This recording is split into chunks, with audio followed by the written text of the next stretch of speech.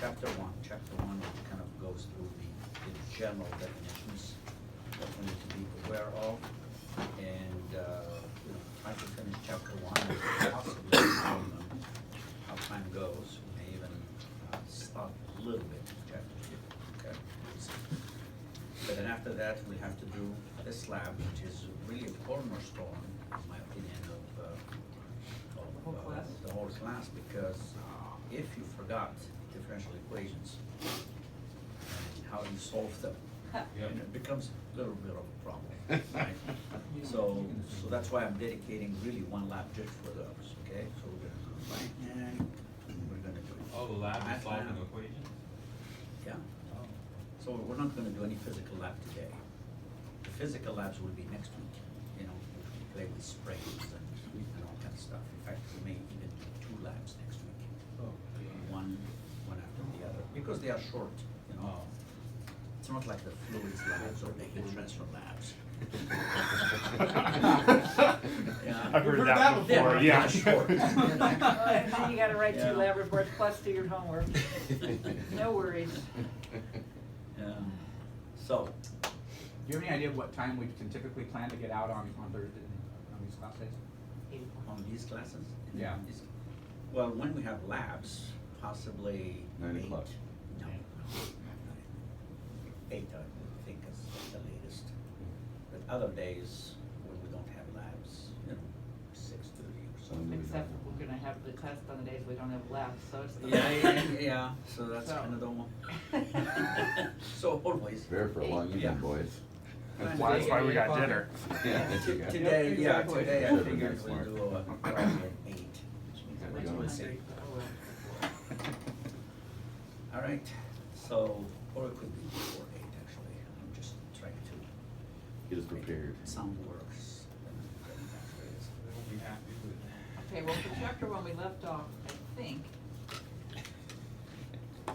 we're into, I think We we finished got damping, to we're the into damping harmonic. element. Yes. We're like on Okay. 6 point. I think we were to go into 6. Yeah. Okay? So before we go there, though, just as usual,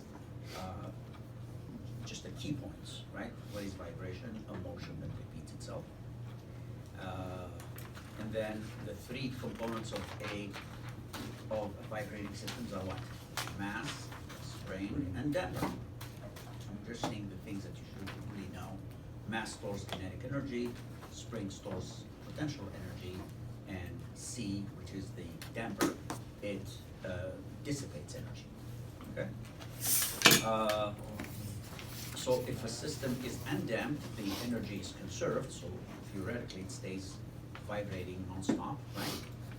But if there is any damping, you know, the vibration continues, but with decreased amplitude until all the energy is sucked out of the system. Then we talked about a keyword, degree of freedom, okay?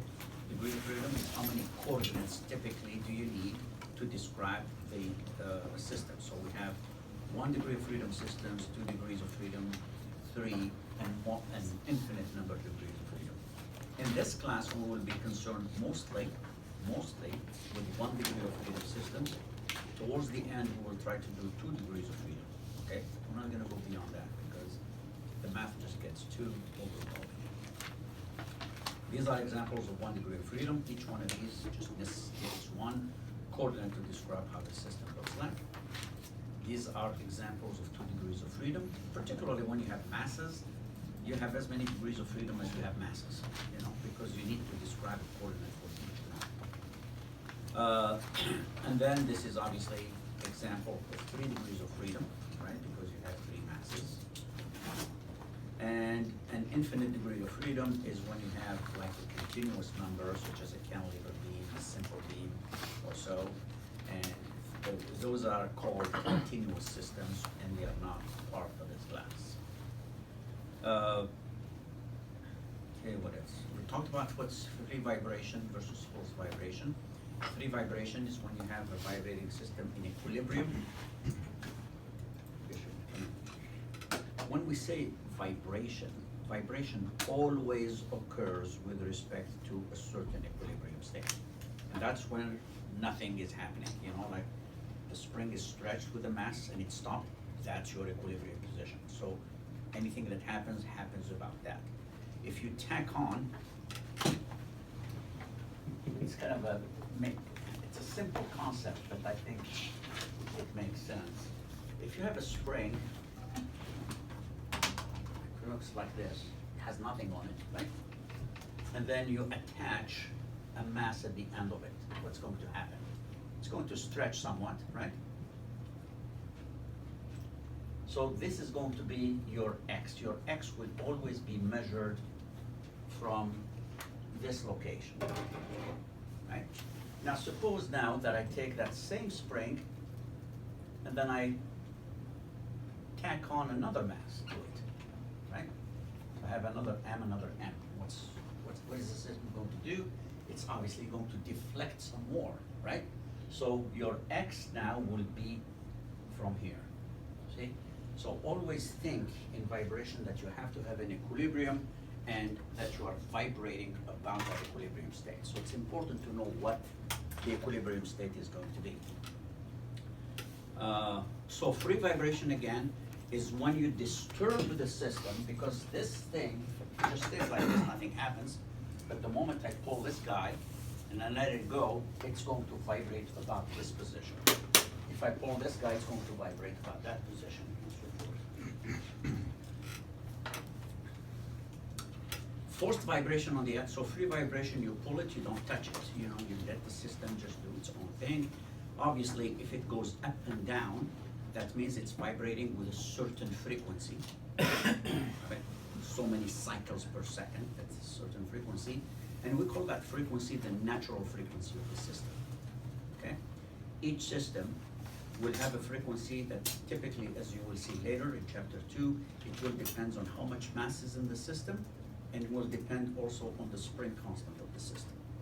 When you vary those, the frequency varies. I mean, think of having a mass at the end of a very rigid of a spring that is really soft. Do you think the frequency is going to be high or low? Just If it's very soft, low. it's low, yeah, so it's gonna Yeah. go down and come back up. Yeah. Now you replace that spring with a more rigid spring, and then you pull it. It's gonna be tighter. It's gonna be tighter, so it's gonna be faster and faster. So that's stuff for lab number 3 that we'll be doing later on, because that frequency will change depending on how much mass and depending on how much frequency you do. And let's suppose you have the same spring. You put in a certain mass and it's going up and down, right, with a certain frequency. What do you think happens if you add more mass? Is it going to do faster or slower? Slower. There you go, you guys have at least the intuition. And we will see the exact mathematical. So forced vibration is when you actually force the mass to vibrate according to a certain frequency. So think of the system as a certain frequency, which is called natural frequency, and the symbol we use for that is omega n, n for natural frequency. And then when we force the system, we may be forcing it with maybe f of t is equal to a cosine, maybe omega t plus phi, something like this. It's a sinusoidal cosine function, right? But the cosine function has omega. So you see how this omega versus that omega, okay? This pertains to the system. This frequency pertains to the force that is trying to disturb the system, okay? So you probably heard the word resonance before, right? The word resonance is when this frequency gets pretty darn close to this one, okay? Yeah, they're not the same. Yeah, so you don't want it to be the same. If they're the same, what happens is that the amplitude dangerously goes up until failure occurs. And again, that's something that we'll be doing mathematically later on. What else did we do? We talked about free versus forced vibration, damped versus undamped. That's pretty self-explanatory. Linear versus nonlinear. Obviously, we only work with linear in this case. That means that F in a spring is proportional to the displacement. It's not proportional to the square of the displacement. We talked about different types of vibration, deterministic versus random. Okay, deterministic is when you have pretty clear function, as you can see here, describing the force as it changes as a function of time. We call this a periodic function, right? Because it repeats itself every period, right? And this one looks like a random excitation. In section 3, we talked about the vibratory system is a dynamic system. That means it's got inputs, right? Whatever is this force here, when you apply it to that system, is called the input. And then the output is how the mass actually changes as a function of time. You know, so you're solving for x of t, right? And to find what the velocity is, what the acceleration is, all you have to do is take the derivation with respect to time. What else have we done? There is a procedure that is associated with the vibration analysis, and it contains 4 different parts. The first part is called mathematical modeling. And what does mathematical entail? That doesn't mean you have to have equation. It just takes a physical system and you're trying to simplify it and create a textbook-like sketch, you know, to solve the problem. That's what mathematical modeling is all about. Why do we do that? Because it's going to make it easier for us to do free body diagrams and create forces and apply the governing equations, from which we will get the differential equation that describes the system. And then in step number 3, we will solve that equation. And then in 4, we will interpret the results. So all 4 methods, 4 steps at least, are important.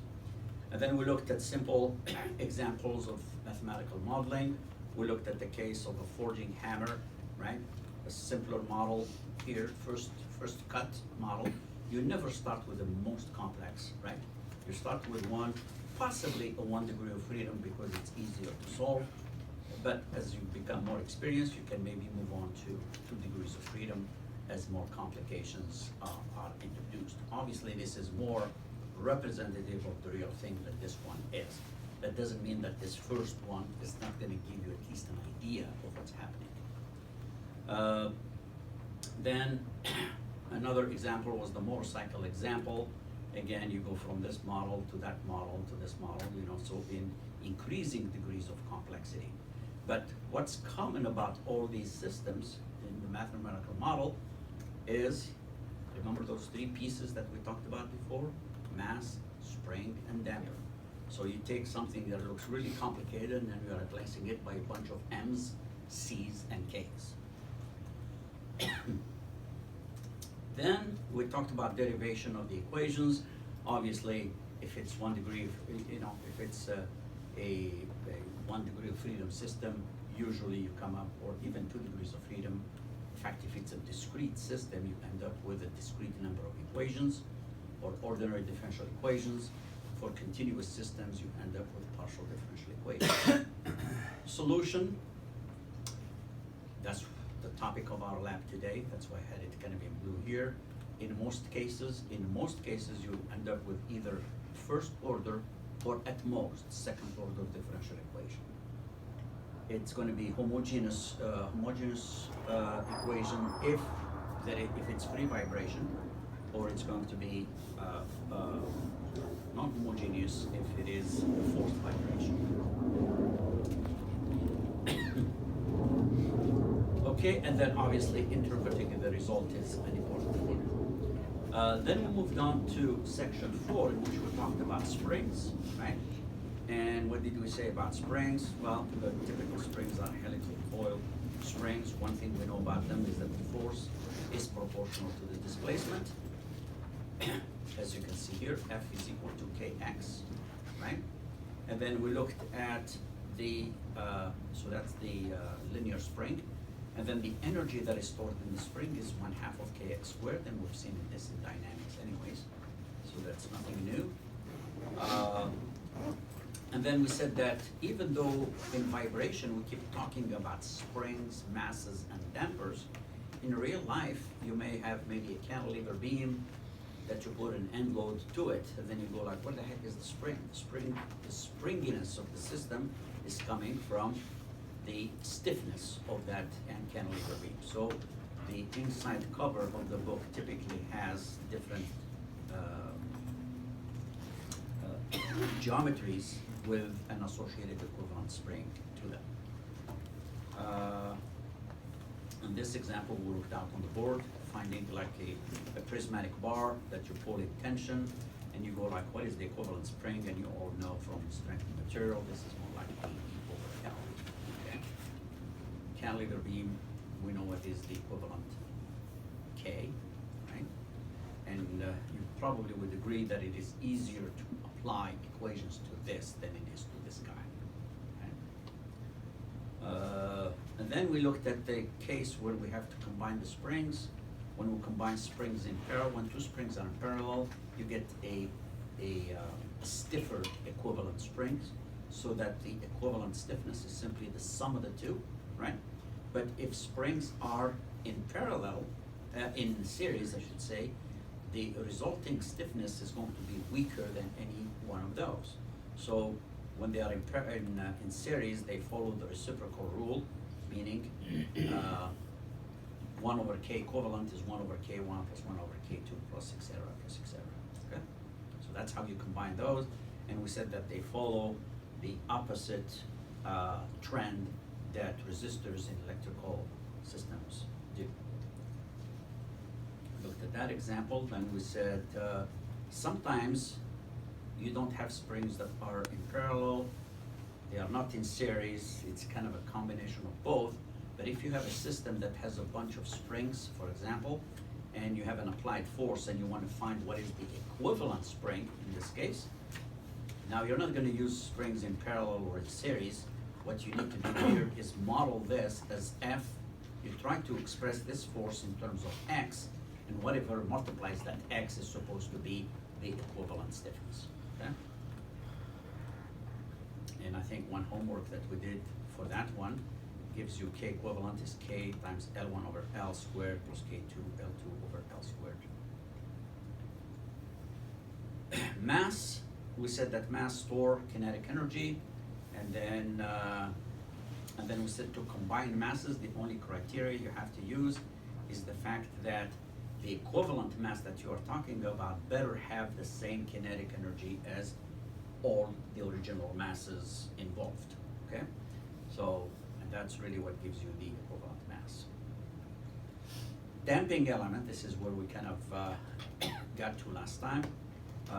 This is the third kind of, the third element, important element in a vibrating system, which is the damping element. We said that when you have energy that is extracted, it gets typically converted into heat or sound, and usually for a damper, particularly for a viscous damper, you can only get force if there is a relative velocity between the two ends. Okay, if you take, for example, a strut or whatever, you know, should push on both ends. The harder you push to try to make it move fast, the more resistance you're gonna get. If you want it to move slower, you push slower.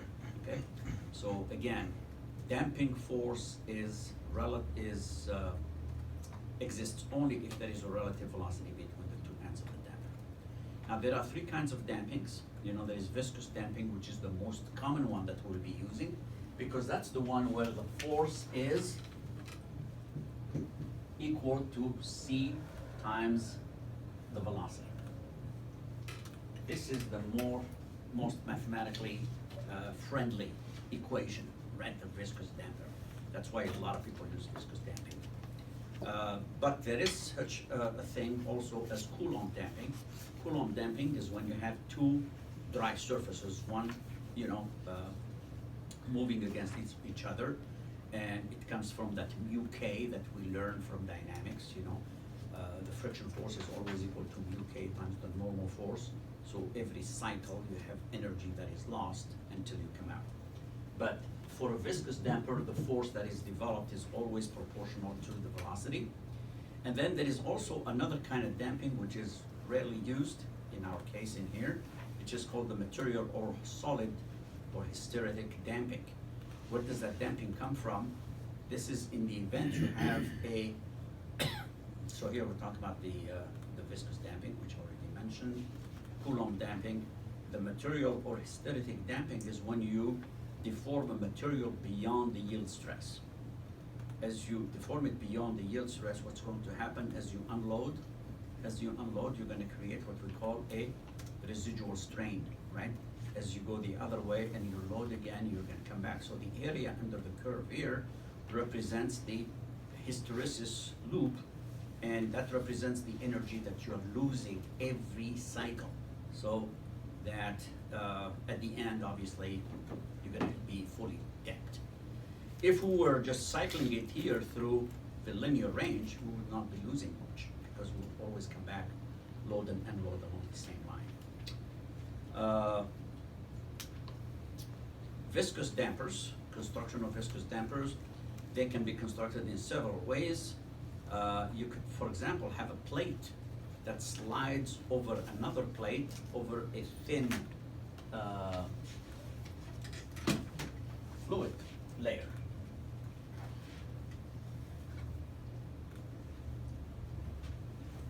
That pen is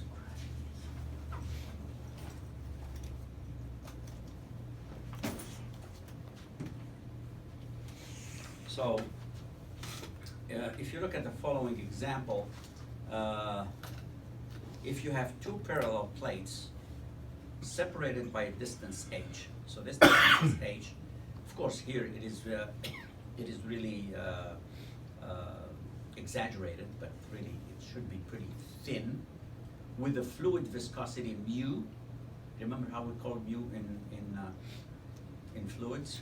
There are two viscosities in fluids. There is dynamic and there is kinematic viscosity. This is the dynamic one, okay? And anyone remembers what a Newtonian fluid is? A Newtonian fluid is when you have shear stress that gets developed, that is, that the shear stress that is proportional to the, we call this one, velocity gradient, how the velocity changes, right? So when you have the two plates like this, separated by a distance h, you know, this plate is stationary, v equal to 0. This plate is moving at the velocity v, right? Which is equal to dx over dt. So really, the shear stress is equal to this, mu times du over dy, or simply mu times, what is du here? The change in velocity, that's simply v, right? Because here it's v, here it's 0. And then dy is simply h, okay? So d over dy is simply, you know, the slope here, which is equal to v divided by h. What is that symbol before du, dy? Mu, Mu, okay. which is the dynamic viscosity, okay? May I ask a question, Dr. Rose? Yes. In the picture, Uh-huh. the y, which distance? Y is measured vertically from like this, right? Going vertically from that, but it's like the midpoint of the distributed force. Is that just for illustration? No, it's just telling you that at this location, for example, Mhm. which is at location Y, right? The shear stress is equal to mu du over dy, okay?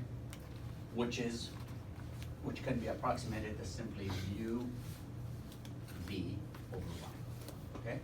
So the shear stress is obviously mu v over h, okay? Okay. But the thing is, here v, see here the velocity is v, but here the velocity is not v, but it's less than v. See how the shear stress kind of comes in, right? So this plate that you have here, how many forces are really applied on it? You've got. If it's moving at constant velocity, do you agree that there's going to be, as it's moving in this direction, right? I have to pull it with a certain force, right? So I call it force F, right? Because it's viscous, because it is viscous, Remember what we said, the viscous force is always proportional to this, or which is simply C times V, okay? Because it's viscous. But what is this force though? If this guy is moving at constant velocity, that means there has to be another force that is keeping it back, that has to be equal to the force that is pulling, because when a plate moves at constant velocity, that means that the total force acting on it is zero, okay? So beneath this plate, beneath that plate, you're going to have shear that is acting on it. It's shear stress. How do we go from shear to force? It's the area, right? That's just the area. So this causes what? Force equal to the shear times the area. But what is the area? Well, I guess we call it area A of the plate that is in contact with the fluid. So do you agree then that tau times A better be equal to C times V, right? So what can we say from here? We can conclude that the spring, that the damping is simply equal to the shear stress times A divided by V. But we also said that the shear was equal to what? Mu V over H, right? Times A over V, right? So I guess this cancels out. This becomes mu A over H. Okay? So it's a kind of a simple example showing that this constitutes actually a certain, as you can see here at the bottom, for a Newtonian fluid, tau is equal to mu du over dy, which can be approximated as mu V divided by H, but the force acting in the other direction is simply the shear stress times A. The force is C times V. When you equate those, why are we equating those? Is because the plate is moving at constant velocity. Means the pull force is exactly the same force as the resisting force, and you get, hey, you just designed a system that has a certain damping very easily, you know, just as a function of the viscosity, the area of contact, and the separation between the plates. So this explains like the behavior in hydrostatic bearings? Yes, absolutely. Now, just like we talked about how to convert, how to at least combine springs, dampers also need to be combined, right? So it turns out that, again, they follow the same thing as springs, okay? So to make life easy, if dampers are in parallel, the equivalent damping, you just add the dampers, the value of the individual dampings. If they are in series, you just add, they follow the reciprocal law, you know? So again, same thing as the spring and opposite what the resistors do. Now, sometimes you are given problems in which you are told what is the equivalent damping. Again, if you have a situation which is neither dampers in parallel nor dampers in series, right? But you have just a whole bunch of them, you do the same problem as we did before. You break it in pieces. You break it such that you create something force is equal to whatever times velocity.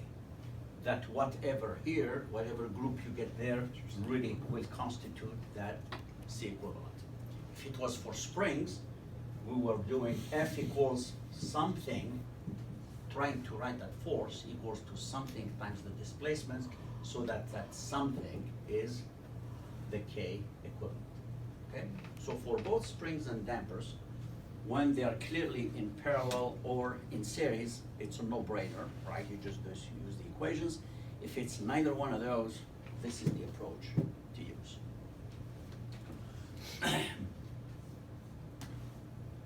Now, let's move on to harmonic motion, okay? We talked about harmonic motion before. Anytime you think harmonic, what you should be thinking about? Sinusoidal, you know? Sine or cos. When we say sinusoidal, that does not necessarily sine. It could be sine or cosine. It's the same thing. in fact, sine is the same because of cosine was just a phase change, you know. So oscillatory motion may repeat itself regularly, or in case of a simple pendulum, or in may display irregularities such as earthquake. If the motion repeats, so we have two keywords here, but periodic and versus harmonic. Do they mean the same thing?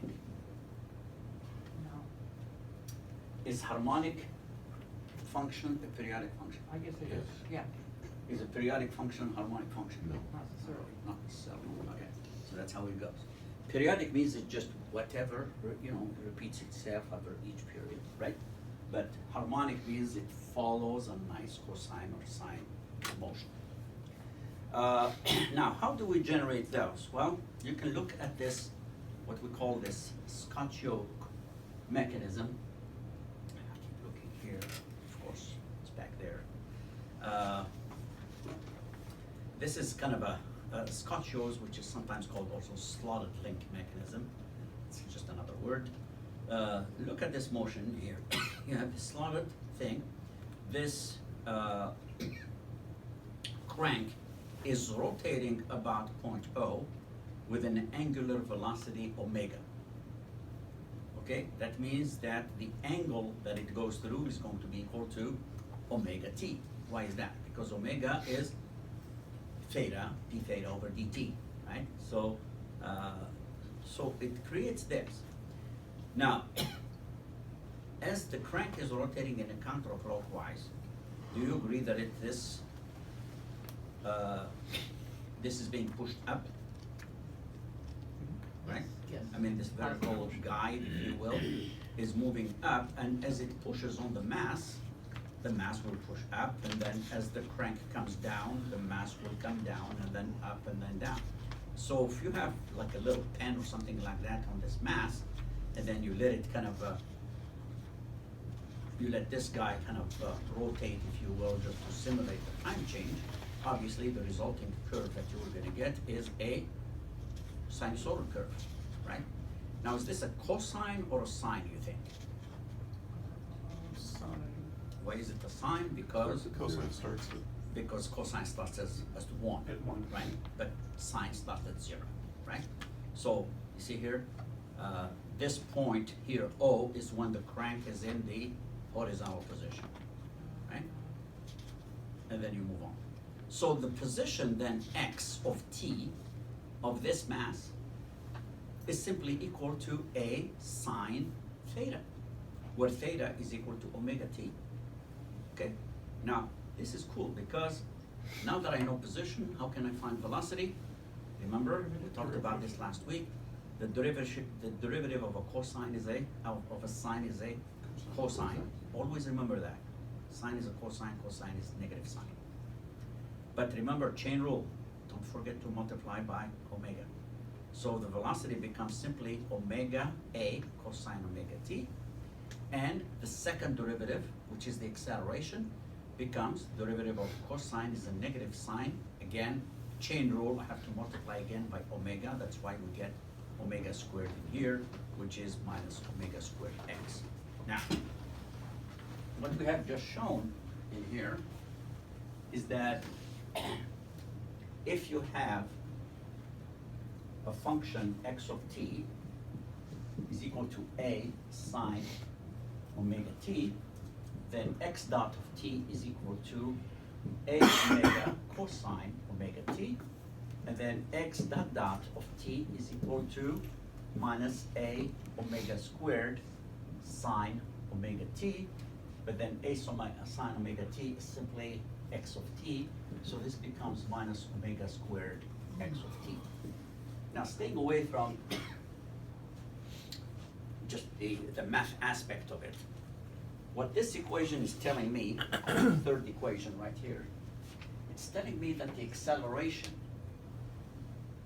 of the mass is always opposite its displacement. In other words, if this is x and this is 0, when x is positive, what is the sign of the acceleration?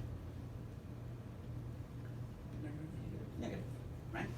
So if x is positive, the acceleration will be pointing this way. When x is negative, the acceleration will be positive. That means this, right? So if you have a mass that's coming, as soon as it gets away from the equilibrium position and tries to come this way, what is the acceleration what does this acceleration want it to do? Bring it back to equilibrium.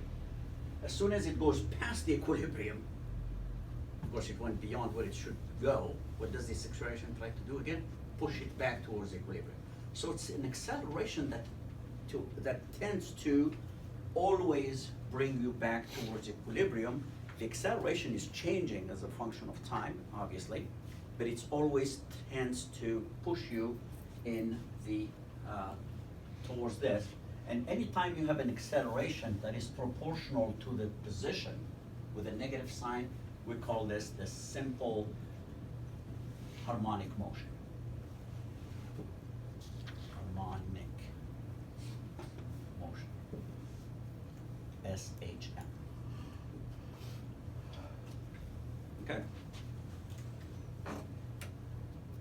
So it can be seen that the acceleration is directly proportional to the displacement. Why? Because the constant of proportionality is minus omega squared. Such a vibration with the acceleration proportional to the displacement and directed towards the mean position is known as the simple harmonic motion. Now, there is, still under section 7, how do we, there are different ways we can show this harmonic motion. Sometimes people like to show it with a vector representation. How's that? Well, look at this. Look at this point P. The point P is moving around the circle like this, right? I don't have the Scotch yacht, but it's really linked to that, if you will. If I have point P going this way, what is the x component? What is the projection here of OP along the x-axis, you think? Going between 0 and 1. Well, let me rephrase that. What is the projection of point P along the y-axis equal to? If this is OP and this is omega t.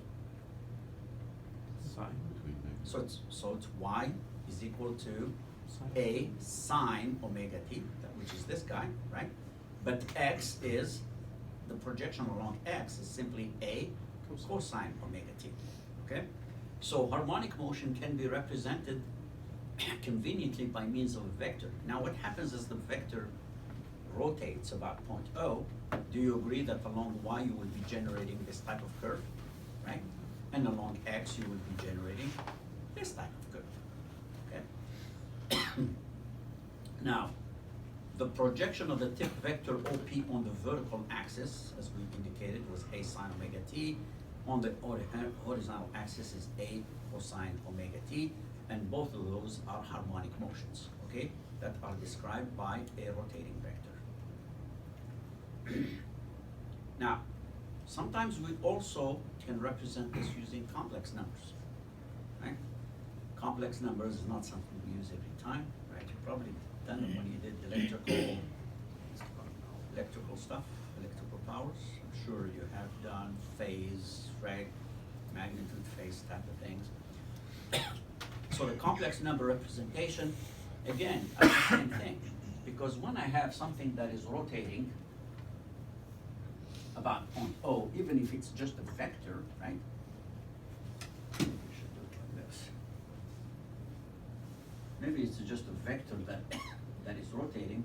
I can call this the real axis. I call this the imaginary axis, right? So yeah, if this is A, obviously, and this is maybe theta, right? That means that A is A cosine theta, right? And this projection here would be A sine theta, right? So, and we call this vector, maybe we call it X, is A times A is going to be the horizontal component, which is A cosine theta, plus the imaginary component, which is A sine theta. So in other words, when you have a complex number is typically written as x equals A plus IB, where this one is the x component or the real component, and B is the imaginary component. And remember that I squared should equal to -1, okay? Now you also know, and this is again a very important notation, I think it's called Euler's notation, when you have cosine theta plus I sine theta is usually written as E I theta. This can be easily, which I'm not gonna do here, it's been in the book. Right. Taylor series expansion of cosine, Taylor's expansion of sine. When you combine all those, you'll get up with the Taylor expansion of E this, okay? That means that both of them are right. Why do people make the headache, go through the headache of doing this? To make it algebraic? To make it easy to deal with, because if I wanna take the derivative of this, I have to go take the derivative of this guy, and then this guy, but taking derivatives of exponentials is so much easier, right? Because it's, when I take the derivative of E I omega t, let's say, right? Let's say x is equal to this, right? What do you think x dot is? It'd be A omega e to the I omega t. Okay, can you repeat? Is it A omega e to the I omega t? A omega E I omega t. Are we good?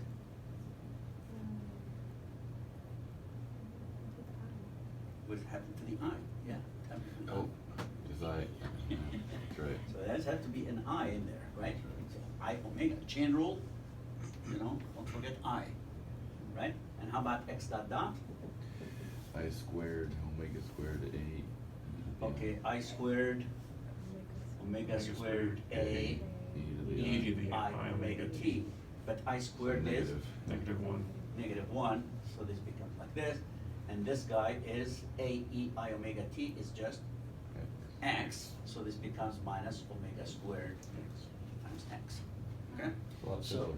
you know, there you go. So again, as long as we remember our chain rule correctly, we should not have any problem. Some people like to express things in terms of real and imaginary, which is absolutely fine, okay? So the relationship between this little a, this little b, is that this a, which is the magnitude of this vector, is simply the square root of the sum of the real part squared plus the imaginary part squared, and this angle theta is simply the arctangent of b divided by a. So complex numbers are often represented by using like that, but again, I'm not gonna do the stuff in here, but you know that if you have z is equal to, I mean, complex algebra is pretty straightforward. Z1 is equal, let's say 1 plus 2i, right? And Z2 is equal to 3 minus I, right? Minus I. If you add Z1 plus Z2, right? 4 plus I. That should give you 4, right? Plus I. When you multiply, it's pretty straightforward again, plus 2i, 3 minus I, you know, you just 3, and then minus I, plus 6i, minus 2i squared, so this becomes plus 2, right? 2 plus 3 is 5, plus 5i, for example. You know, so it's a straight algebra that you have to do. The only thing you have to remember is anytime you encounter an I squared, make sure you basically minus 1 and 1. And another thing that you probably need to remember, when you divide 1 plus 2i, if you were to divide 1 plus 2I divided by 3 minus I. What the heck is this guy equal to?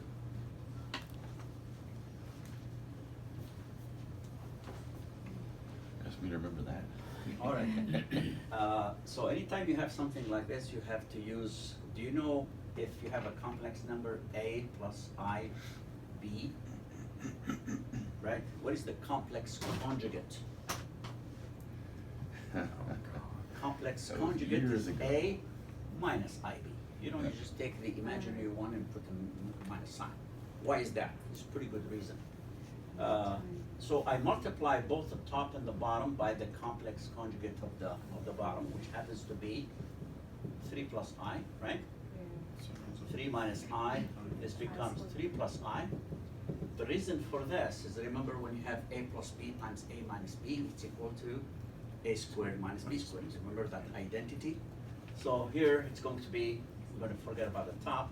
The bottom is going to be I minus I squared, which is minus minus 1, which is plus 1. So the denominator is going to be 10. So the whole idea when you divide complex numbers is to make sure that the denominator doesn't have an I in it. So you multiply by the complex conjugate.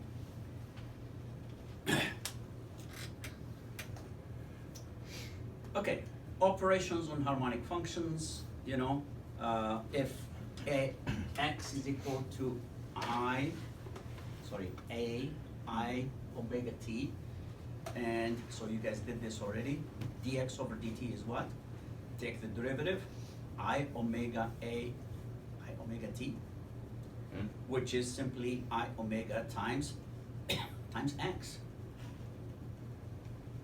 And then we take the second derivative, it becomes minus omega squared times x. If you were to plot this on a complex plane, that means you are plotting in a plane that has the real versus imaginary. Imagine this is your vector x, right? What is minus omega squared x? Obviously minus omega squared x would be, it's a vector that's pointing in the opposite direction, right? And then when you multiply with I, it's like you have rotated the vector by 90 degrees. So what is significant about this? This is displacement, this is velocity, and this is the acceleration. If you were to plot them, assuming that x is equal to a sine omega t, look at this. This is the sine function, this is the velocity function, and this is the acceleration function. What do you notice in here? You notice three things, okay? The displacement is,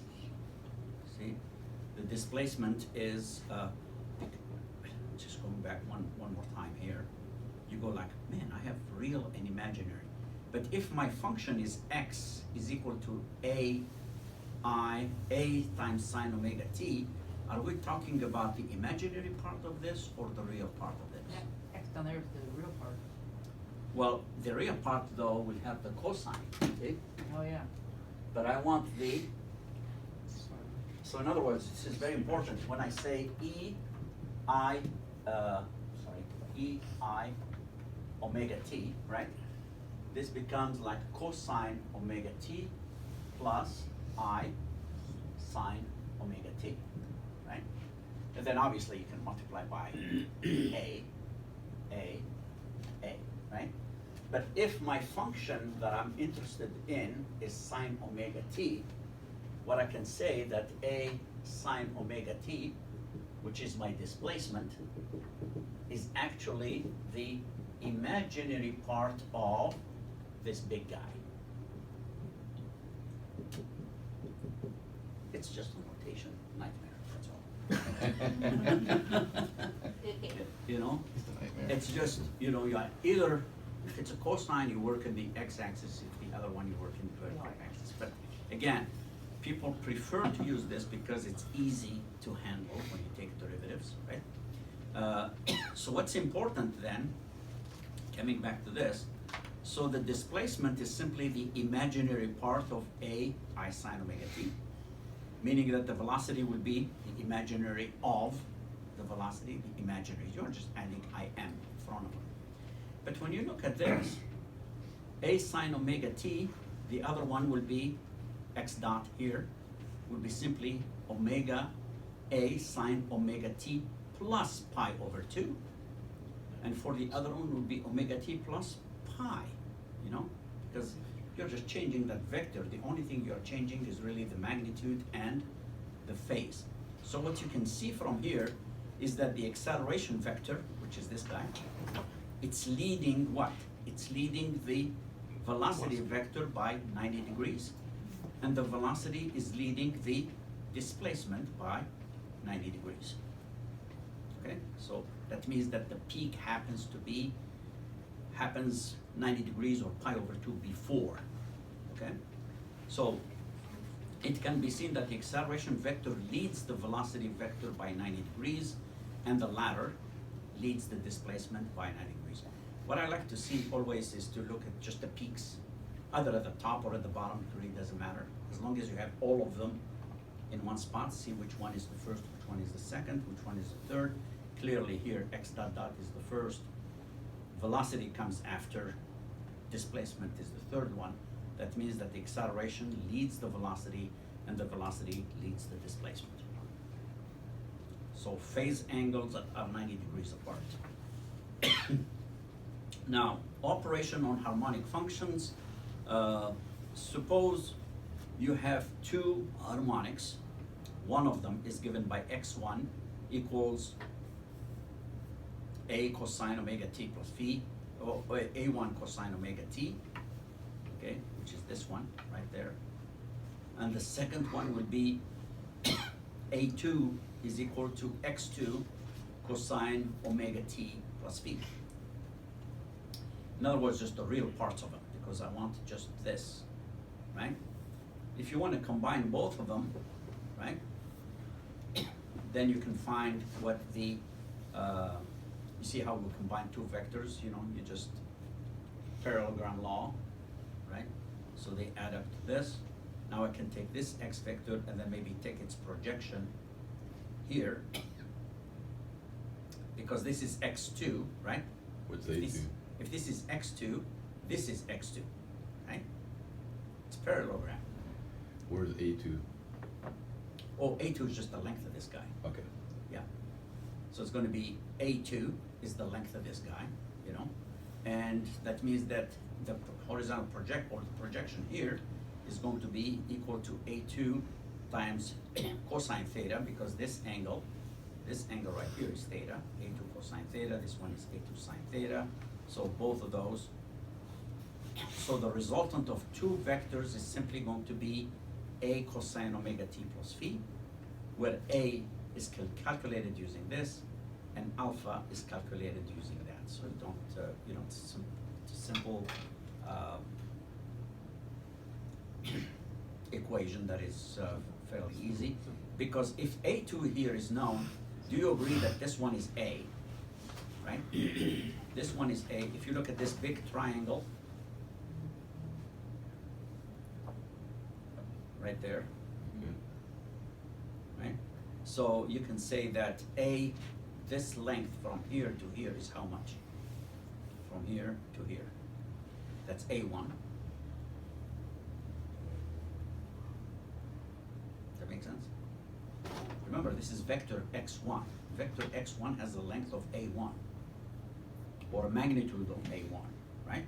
So that means the distance from this point O to this point is A1, and from here to here, it's A2 cosine theta. That's why you have A1 plus A2 cosine theta squared. That means I'm looking at this big triangle right here. See here, this big triangle? This is the hypotenuse of that big triangle, which gives me A.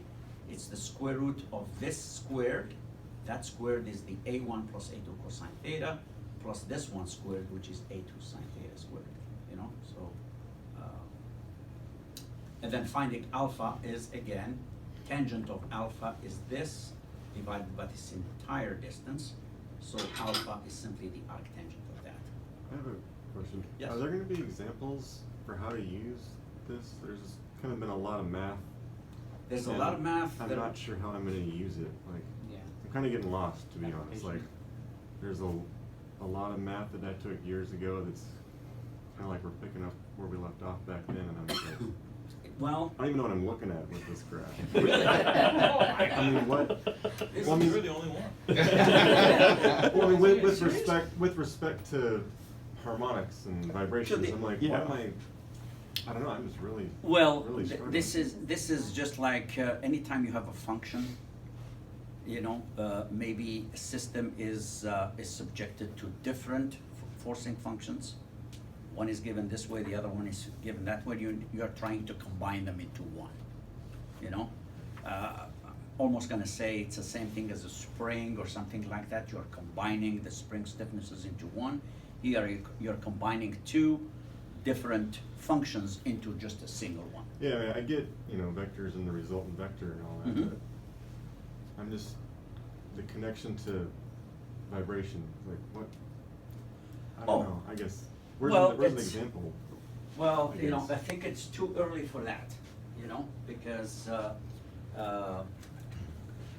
it's going to come, and in vibration, it's going to come when we deal with a, which is kind of a little bit far down the road, it's the forced function. When you have the forcing functions on the right-hand side, you have a system that is subjected to maybe one harmonic and another harmonic, and you go like, why am I talking about two harmonics, for example, right? So, in that case, if in the event you have maybe a system that is forced by a function that looks like this, let's say, this is a periodic function. This is a complex function that we don't have, this is not a harmonic function, it is a periodic function. What we will learn towards the end of this chapter is that this one can be made to be equal to harmonic 1 plus harmonic 2, etc. You know, it's just a bunch of harmonics, right? So when you do this as a forcing function, you can maybe say it's equal to one cosine function plus another cosine function. It's, you know, but you're trying to look a little bit too far down, but we don't have the elements yet. So this chapter is just introducing, It's just introducing a little bits of everything, but we haven't even started doing the Okay, vibration. so I guess- I guess it's supposed to be introducing, or reintroducing us to stuff we should remember. This is, Oh. yeah. so like, I'm This is just a math thinking, review essentially. I'm just thinking of homework problems in the first midterm, like, are we gonna have imaginary numbers and, like a problem that somehow represents, Well, let me I tell don't you, know. in homework, you may have maybe a problem on how to combine those, just so you can use that equation, right? okay, In exams in vibrations, you never get stuff like this. Right? Why is that? It's not because it's not important, it's because it is pretty tedious, it's fairly long, it takes a long time to do. And we typically just deal with harmonic functions the way we have them in our own fashion. But you cannot discount, though, the importance of how do you combine things, you know? But we're gonna get to it, okay. you know? Just, I know it's probably a little overwhelming, and I took out already some complex stuff. I Well, you warned actually you. tried to read all of chapter 1 in one sitting. You You know, can't do it, believe me. It's really something, you know, and that's class. I was having the same question. Now, Thanks for making it simple.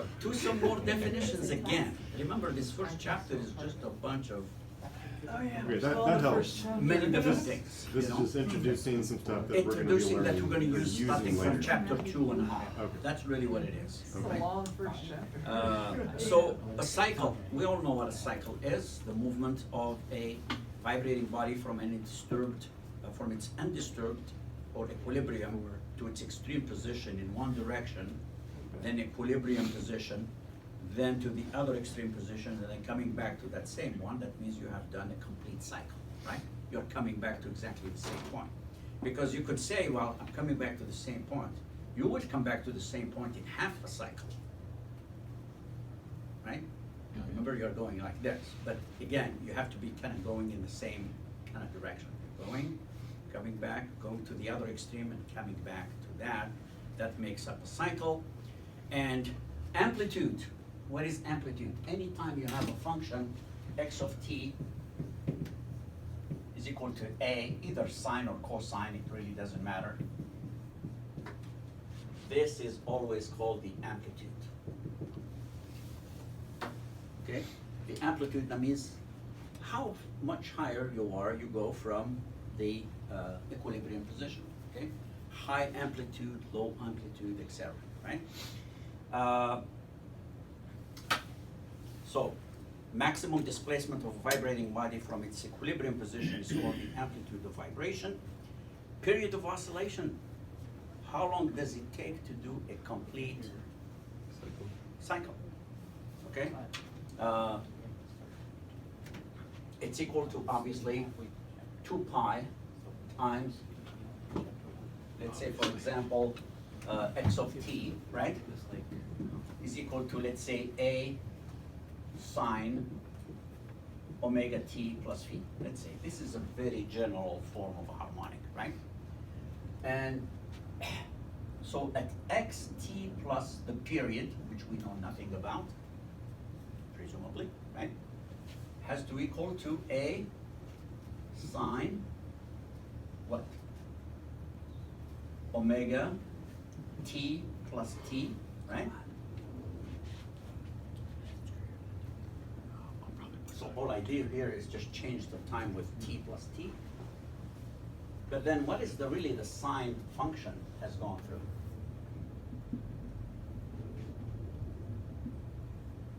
Remember, after a complete cycle, you are going to, the sine function has turned another revolution, if you will, which is 2 pi.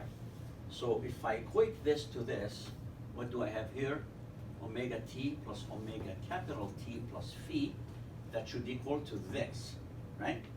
So omega t plus omega capital T plus phi should equal to omega t plus phi plus 2 pi. Omega t cancels out, phi cancels out, and then what do I end up with? Omega t equals 2 pi, meaning that the period is 2 pi over omega. Okay, that's why we have there, I think it's 2 pi over omega, which is the period. And what is a frequency of oscillation? Linear frequency, not the circular frequency. Linear frequency is the number of cycles per second, so it's always 1 over t. Remember F, frequency, right? So if t is 2 pi over omega, the frequency will be what? Omega over 2 pi, okay? And the units of frequency is in hertz, right? Or second minus 1. Another definition here, 2 vibratory motions denoted by A, 1 sine omega t, the other one would be A2 sine omega t plus phi. What's important about those two? First of all, the only thing they have in common is what? These two signals, or these two vibrations, they have the same frequencies. Remember, this one talks about the frequency, right? So that means that it's like having 2 vectors that are rotating in phase, right? And each other. The only difference is this one has a different magnitude or amplitude than this one, and the phase angles are not, they are out of phase, if you will, right? So these 2 vibrations, or these 2 vibratory motions, are called synchronous. Synchronous because they have the same frequency. And they have the same frequency or angular velocity omega. 2 synchronous oscillations need not have the same amplitude, and they need not attain their maximum values at the same time because they may not be in phase. The maximum of the second would occur phi radians earlier. Why? Because the second one is leading the first one by how much? By an angle phi. That means it's going to reach its maximum phi radians earlier than the first motion, okay? So, there it is. So this is just to talk about synchronous motions. That means it's motions that have the same frequency. And then you look at them here. This is x1 equals a1 sine omega t, which can be described by this vector p1, right? Or p1 if you will. This one, if this angle is phi from here to here, this is OP2. So clearly, this is the signal done by x1. Clearly. This is the signal done by x2. You can see that x2 is leading x1 by an angle phi, okay? Which is from here to there, or from here to here.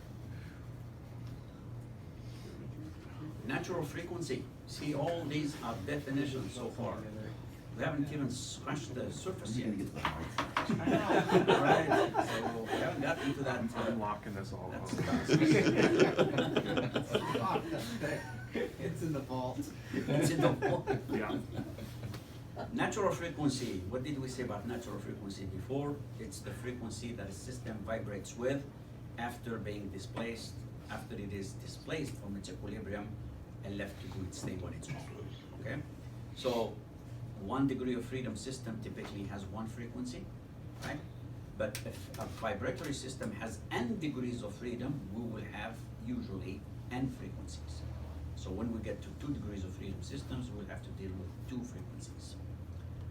An octave, again, this is just a definition, just like synchronous or stuff like that. When the maximum value of a range of frequency is twice its minimum value, it is known as an octave band. Okay, example. Well, each of the ranges, 75 to 150, because 150 is twice 75, 300 is twice this, 600 is twice 300, can be called an octave band. In each case, the maximum and minimum values of the frequency will have a ratio of 2. Decibel. Decibel is highly used in electrical stuff, but it's usually, it says different quantities encountered in the field of vibration and sound, particularly sound, such as displacement, velocity, acceleration, pressure, and power are often represented by the decibels. And decibel is originally defined as the ratio of electric power. That's where it came in from, right? It's usually 10 times the log of P over P naught, where P naught is some reference value of power. But because power is, electrical power is proportional to the square of the voltage, remember V squared over R, that type of thing. The decibel can also be expressed as 10 log of X over X naught squared. Remember from the log algebra, if you will, this becomes 20 log X over X naught, where X naught is the reference language. It says the above equation is also used for expressing the ratios of other quantities such as displacement. You may go, why are we looking at all this?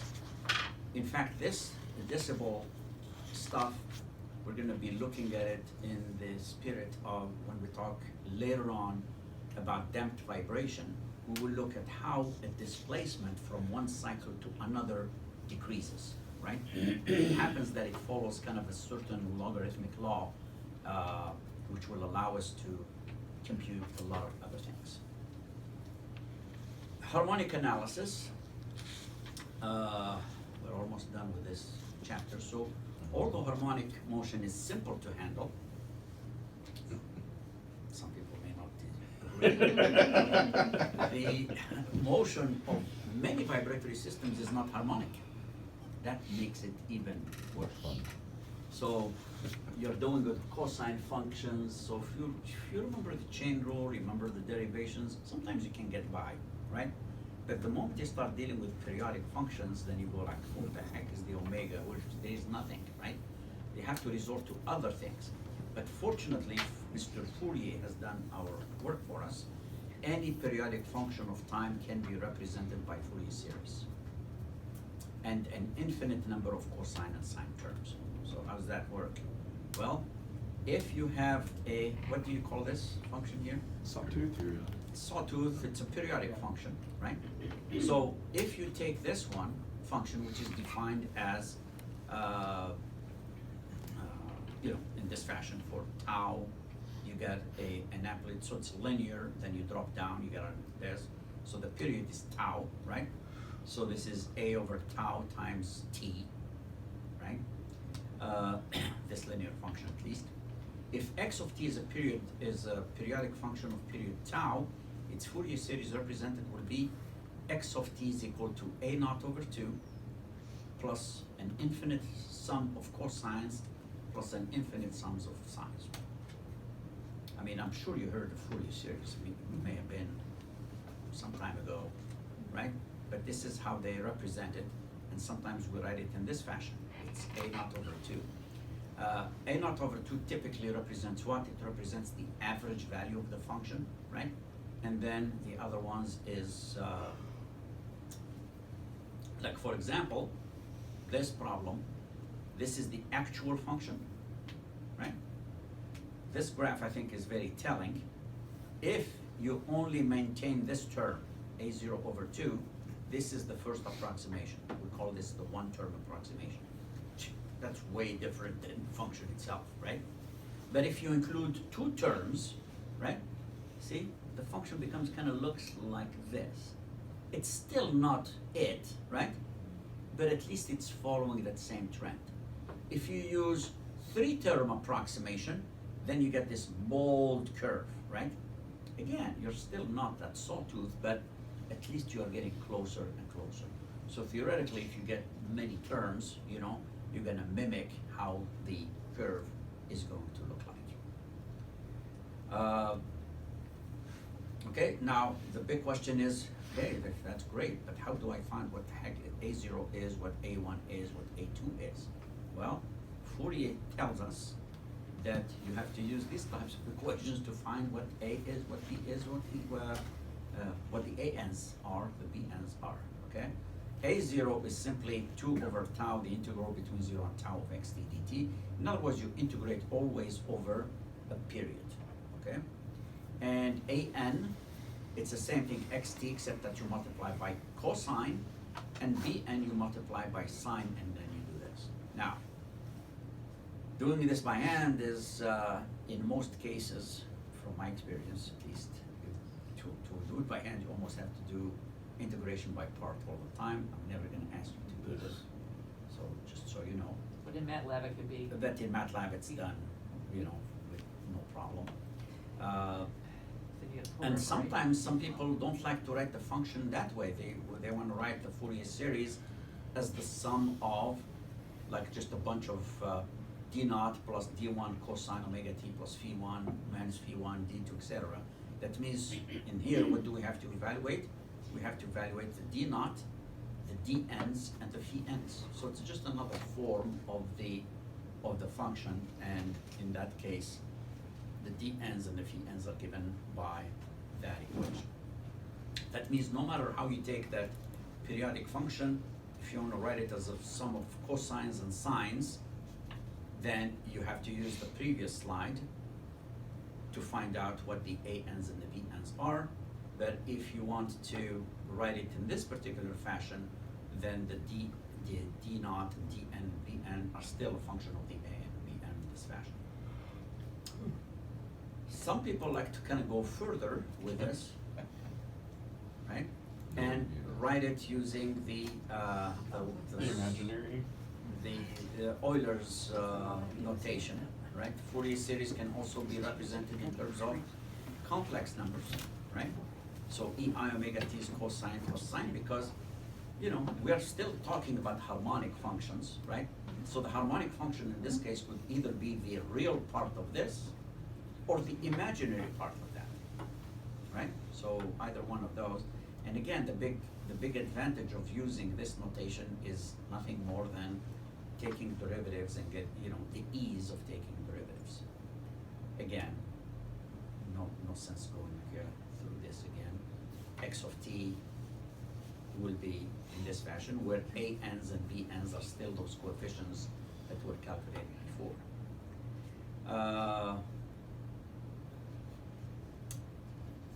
Why is this important? Because sometimes we, when you have sine omega t, or you have a periodic function, and you want to express it as a sum of a whole bunch of sines and cosines, that means you're going from a time domain description into a frequency domain description, right? So in here, for example, the harmonic functions a n cosine n omega t, b n sine omega t are called harmonics of order n of the periodic function f of x of t. And these harmonics can be plotted as vertical lines. See, this plots what? The magnitude of that harmonic, and this is the phase, okay? So obviously for each one of those, you plot them for omega equals 1, omega, which is the fundamental frequency, twice the fundamental frequency, 3 times, 4 times, and so on. And this is the length of t, and this is the length of phi. So time and frequency domain representation, this is going to be useful again to you in the next class, which is controls, because they like to kind of work in the frequency domain a lot in that region. So the Fourier series expansion permits the description of any periodic function using a time domain or a frequency domain presentation, either one of those. For example, a harmonic function given by x of t, a equals sine omega t in time domain can be represented by what? By the amplitude. How many amplitudes you have? Just one. And only one frequency, which is omega, okay, in the frequency domain. Similarly, a periodic function such as a triangular wave can be represented in the time domain or in frequency domain as given by the next curve. See, here you have a single sinusoidal function. So here we are plotting what? X of t. So you're plotting for just omega, you're plotting just the frequency. So there's one frequency, and then you have A, obviously, you know. So this is the frequency representation of a sine omega t. But if you have a periodic function like this that has been decomposed into a bunch of cosines and sines, then in this case, obviously, for the an coefficients for the different frequencies, you're going to probably have something like this, and the bns will be like that. Okay, so two different representations. One is the frequency, one is the time, and then you have to have ways of going back and forth between the two. What's an even function? This is for calculus. An even function is anytime you have f of minus x is equal to f of x, all the time. That's what an even function is, right? And an odd function is when you have f of negative x is negative of f of x. Right. So that's really what it is. I mean, you would look at this function here at the top, right? Is this a this function here? If an even function satisfies the relationship x of minus t equals x of t, right? In this case, the Fourier expansion will only contain what? See, that's the neat thing about Fourier series, is that if you know that a function is even function, you don't have to calculate the bn's, you know? Why? Because you don't need any odd. Do you know that cosine is an even function or an odd function? How about the sine? That sine is odd. So if your original periodic function is even, don't expect to get any signs in them. So you don't even have to worry about, it'd be a waste of time to try to find what the bn's were, right? And then likewise, if the function is odd, you better not have any cosines in it. And you're not even supposed to have this average value, because it better be equal to 0, right? So that's why for an odd function, you're just gonna get the sine functions, okay? All right, moving on, half range. Sometimes you have functions that have only one little peak like this, and you go like, what the heck is this, you know? It's not either, I don't even know if it's even, I don't even know if it's odd. So in situations like this, what you do is you can extend this function either to be like this, which is what? Is this even or odd? This one. That's an odd. Or you can extend it like this, in which case it is even, right?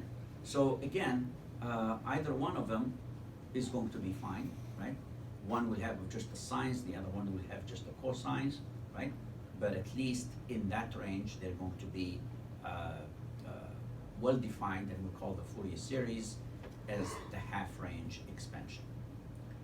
Lastly, numerical computations, which we're not going to be doing in this case, because it's, remember, the ANs and the BNs are calculated how?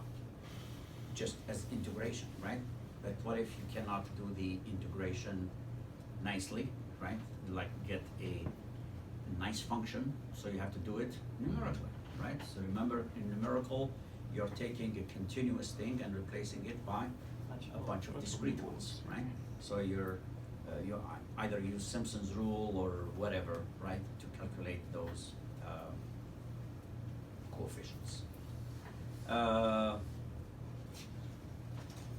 here you're given an example in the book to determine the Fourier series expansion of the motion of the valves in the cam follower, right? It's kind of going like there. Obviously, it's a sawtooth convention, because you see here, as this guy rotates in a counterclockwise, I mean, the moment after this, what the heck is going to happen to this guy? You're gonna have a broken cam. Yeah, well, I assume it doesn't break. It's going to drop down, right? So the thing is going to, at least the y of t is going to be 0, right? And as the cam starts rotating, it's going to elevate, right? Until you get to the peak and then drop down again, right? So you can probably, just by looking at this, kind of figure out how you are generating this type of motion. Now, that motion is periodic function, right? And if you want to, it says determine the Fourier series, first of all, you need to know how the function looks like. You know, it's linear, that means it's yt over tau. And we're not gonna go through this, but just to show you that A naught is given by this, do the integration. Thank God in this case it's just a polynomial one, right? And That's then why they did in that, here, because you have Thank to. God. yeah, and this one is kind of a little bit worse than it, right? But you see all this math? That's a nightmare. Glad you think so. Yeah. Yes. Makes Well, me you know, feel happy. That's why because, we're taking this you know, class. that kind of takes you away from the main, okay. I always try to kind of stay away a lot from the big math thing, because then you lose what the heck are we doing? Yeah. You know, you wanna be kind of right on the, at least as close as possible to what the vibration is doing, at least that's my approach. But in this case, all I want to show is really the final result, right? Coming like this, right? Again, 1 term, 2 term, 3 term representation, and as you increase, you know, you will get those very easily. I think there is a MATLAB, a graphical representation of Fourier series using MATLAB, you know, for those of you who are interested in. See that function between 0 and tau is given as just an increasing function a t over tau, because when t is equal to tau, the peak is going to be equal to the value of a. So you're going from 0 to a over tau, right? And then you're repeating that every time, okay? So its Fourier representation with 4 terms will be this. And the MATLAB, so, and this was done in the previous slide. So if you want to do it in MATLAB, as an example, you can in fact type this in and you can find out how it works. A is equal to 1, omega is equal to pi, tau is equal to 2, and then you're going through over many points. And then for here, you're getting ti, you know, you're starting from tau, because when I is equal to 1, obviously you're starting from time equal to 0, right? And then you increment until you get to 101 minus 1, which is 100 divided by 100 times tau. So you're really looping over, you're taking that tau or that period and dividing it into 100, right? And for each one, what are you doing? For each time, you're computing x, which is equal to AT over tau, right? And then subplot 2, 3, 1. Remember, you have 3 plots. You make 2 rows, I think 3 columns, right? And the first plot is going to be x of t with 1 term, I believe, right? In which a over 2 is simply just the average. That's the 1 term stuff, right? And then in the second plot, subplot 2, 3, 2, you are doing it with 2 terms, which is the first term and the second term, and then repeat the same thing with 3 terms with 4 terms, okay? So you're plotting all of them at the same time, and this is what you're gonna get, right? 1 term, this is the actual function. This is the 1 term, this is the 2 term, this is the 3 term, this is the 4 term. You see, you are still far away from how it is exact. But technically, if you go to the 5th term, 6th terms, you gotta get closer and closer. And that concludes the fundamentals of vibration, just the terminology needed for us to start playing with the stuff in real life. When's the Too late? I think it was last week. Yeah. I asked when the drop date was. No. I'm gonna get into this. It's gonna be painful. Not gonna become easier. I sure hope so. That we unload Well, all the- I try to tell myself there's Couldn't 11 get much classes, easier. and we Yeah. don't meet for the 11th usually because we have a, we gotta turn in the final. So there's 10. This is the second of 10, so we're 1/5 of the way through. Yes. That math I can do. Oh. Curve. Now. All right. So do you wanna take a little breather or do you want to? Yeah. All right, let's do 5. Yeah, I need a little break. Let's take 5, guys. I hit my orange. Naps. Math.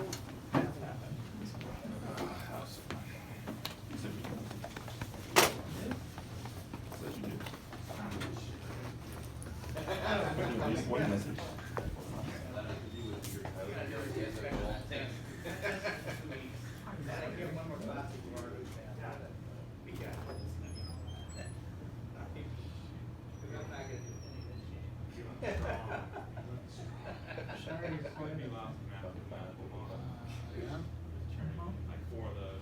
I'm just trying to soak it all.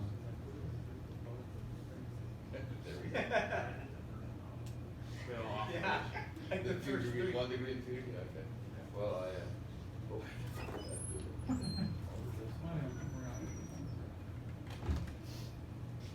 You need help. At this point. So just out of curiosity, what did you cut out? What did I cut out? Yeah. Well, the nonlinear chapter? sprains, Oh, yeah. you know, Someone does well. No, see, I'm gonna end up making myself a cheat sheet. We'll have the book, but I'm gonna make myself a cheat sheet based on your notes from these lectures, because otherwise I'll get lost in the book.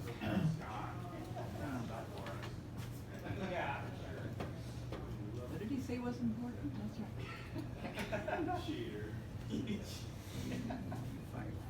Chicken on the bed, lettuce. Thanks. Large chicken, Chinese chicken salad. Okay. Grilled up chicken on the bed, lettuce. Yep. Forgot my good mouse today. Uh-oh. Crap. Have you seen the little note? This big. They're little ones.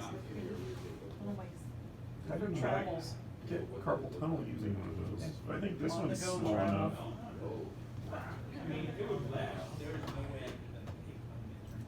Caught in a situation, you put the laptop on the top of the car, do stuff real quick. If you're in that kind of situation, you got bigger problems than tiny mouse.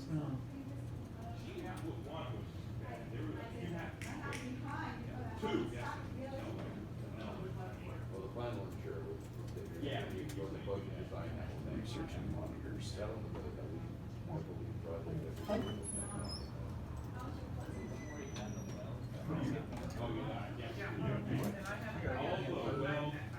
Third. Yeah. Maybe the first one. Two. Big. And you need 3? Yeah. It feels off. I need it to be symmetrical. Why don't you just get big, like, Bothers me. 35 curved screen? No, maybe. Maybe. It'd probably be cheaper in the end. Maybe. Yeah.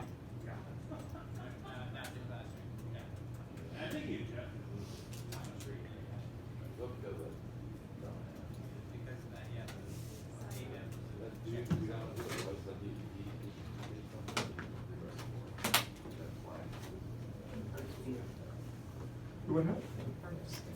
No. I do not get that luxury. Is it a luxury?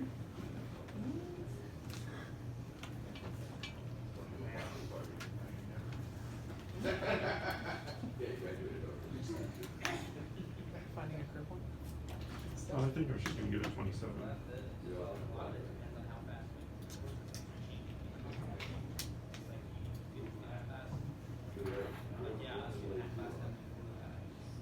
Get one that's, decent refresh rate with little lag for $300 or so.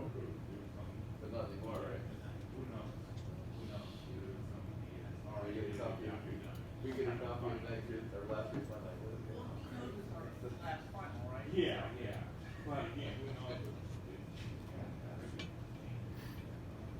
Okay, okay. One, hold it.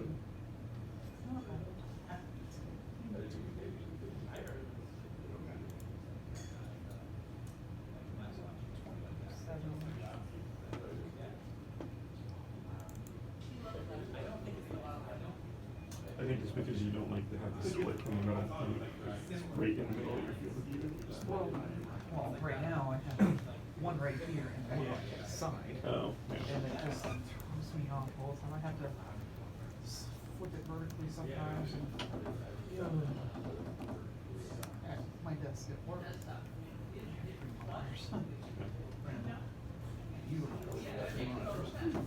But I'm just so used to that symmetry. And then my brother-in-law, my sister's got 2 minors. My brother-in-law's got 3.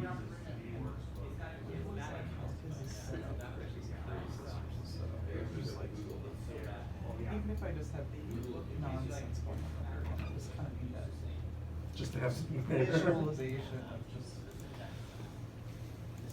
Is that, and work, I've got 2, and then the laptop. Yeah, I used to do like I have one in the laptop and then I have 2 in the laptop. I'm like, I can't look at my laptop screen anymore. That's why I got the 3.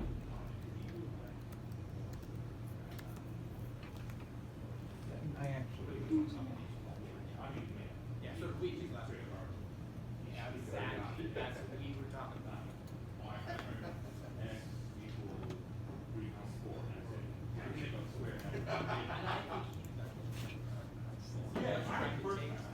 Two I have.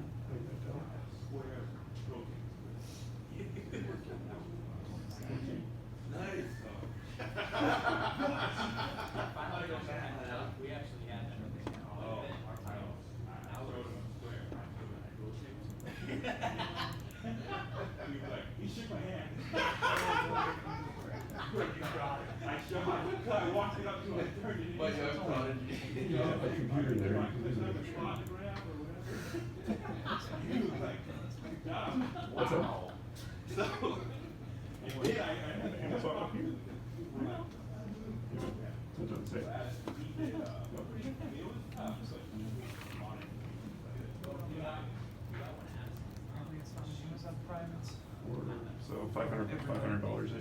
Yeah, still. I bought it, it was,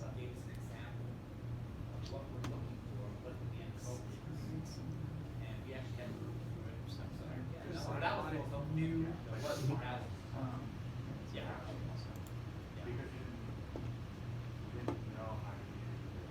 You gain with it.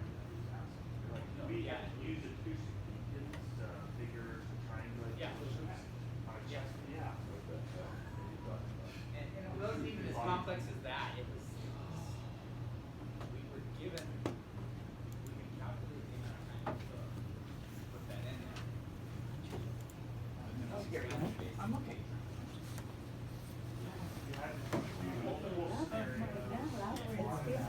So basically. I know, the same thing that we had from when we did numerical methods. wow, I say for this chapter 2 format.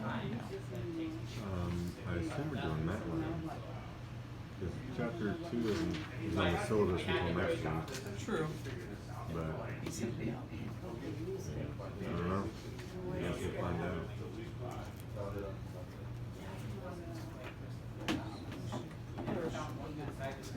Yeah.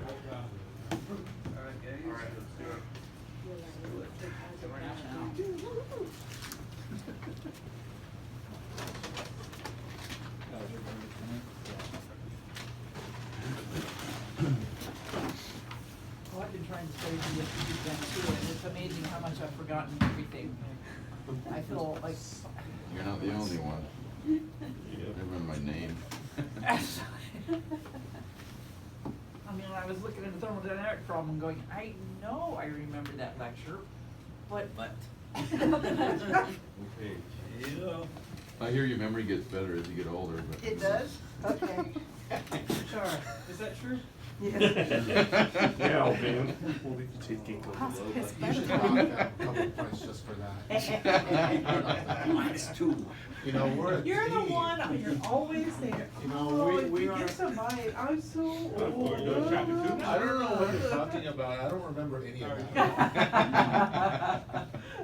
We're seeing Let's go over the lab. All One right. of the benefits of getting old, right? Never remembering anything. Who are you? Exactly.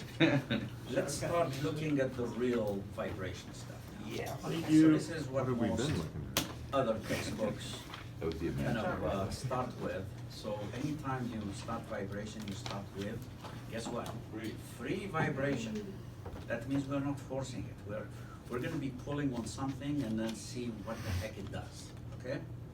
Of single degree of freedom system, that means only one coordinate is needed to describe the system, okay? So this is, every textbook, every vibration textbook will use that simple example, and this is nothing more than just a mass attached to the end of a spring, right? And we all know what it does, right? You pull it and it's gonna go up and down with a certain frequency. And the big question is really the math that describes that motion true? Obviously, when we do the lab, you'll find out that it is really true, right? You know, you change all the parameters and it's gonna, the solution really correspond to that. So today we're gonna do a little bit, this is the beginning, talk about an introduction and then free vibration of an undamped translational system. Undamped, so we're not even gonna deal with damping in here, just a K and M. Of course, something that goes this way, and then maybe something that goes the other way, because rotation is also important. So we're going to also talk about free vibration of an undamped torsional system. And then we look at the response of first order systems. What do you think first order means? Full mass. No degree of freedom. No. Linear. It's not a second order. Differential equation.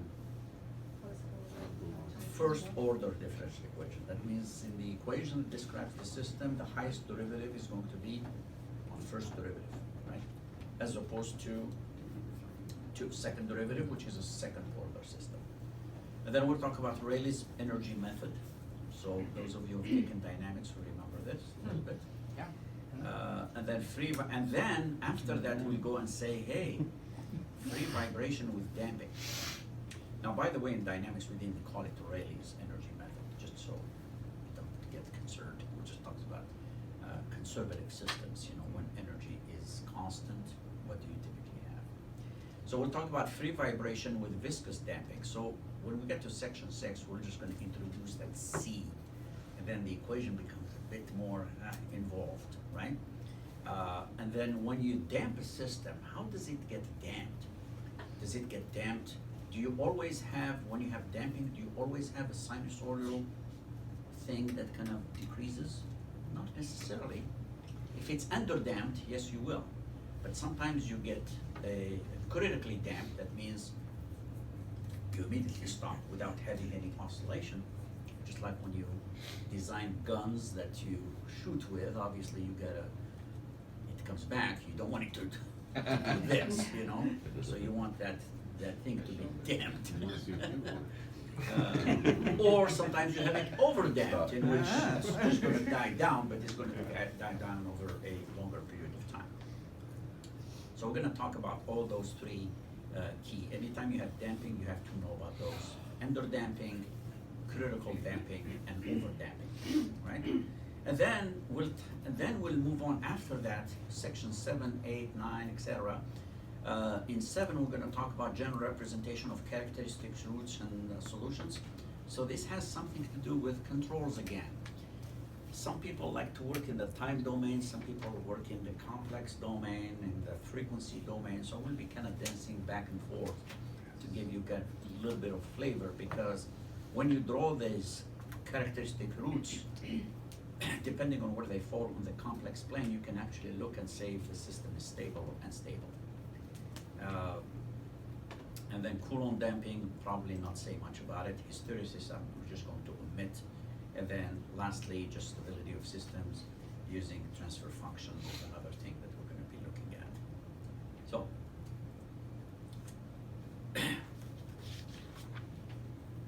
isn't this kind of the easiest system that you can ever have? Oh, yeah. Right? And, you know, in vibration, we don't have a spring that is attached to something that's not allowing the thing to move, right? So in case we did not have a spring, we'll just look at this. How is this mass going to accelerate in the x direction? We're just going to say, well, it depends how you push on it, right?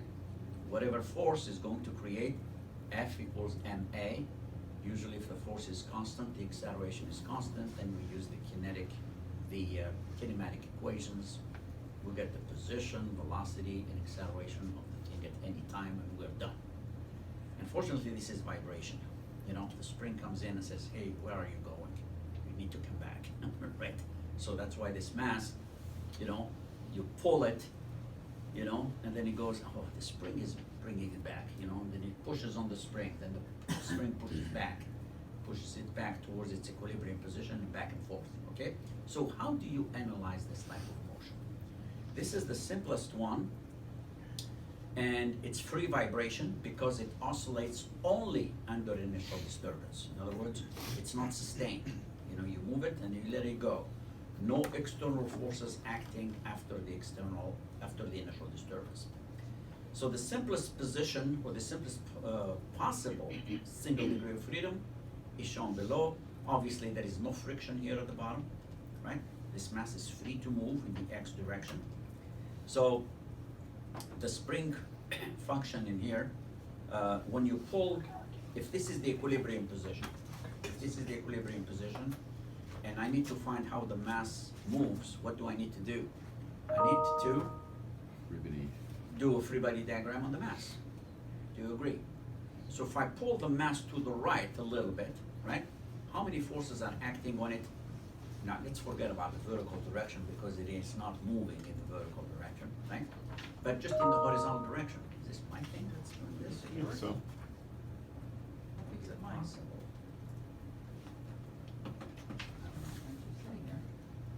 So, in the x direction, do you agree that as the mass is pulled to the right, the only force is the spring force? So isn't it true, if I have my mass in here, in equilibrium, right? And then I pull it to the right, that means I got my x like this. I moved it distance x. So the only force that's acting on it will be equal to kx in that direction. But my x is pointing to the right. So what am I going to say? Sum of the forces is equal to M, not zero. It's not That's zero, right. it's MA, right? Right. Where the acceleration is, sum of the forces now is what? Is it plus kx or minus kx? Minus kx. That's the only force, is equal to mass times acceleration, but acceleration, remember? X dot dot. Now suddenly I will have mx dot dot plus kx is equal to 0. What kind of equation is this? It's a second order differential equation with constant coefficient, and it is homogeneous because it is equal to 0. There's no right-hand side term. What's the goal of this equation?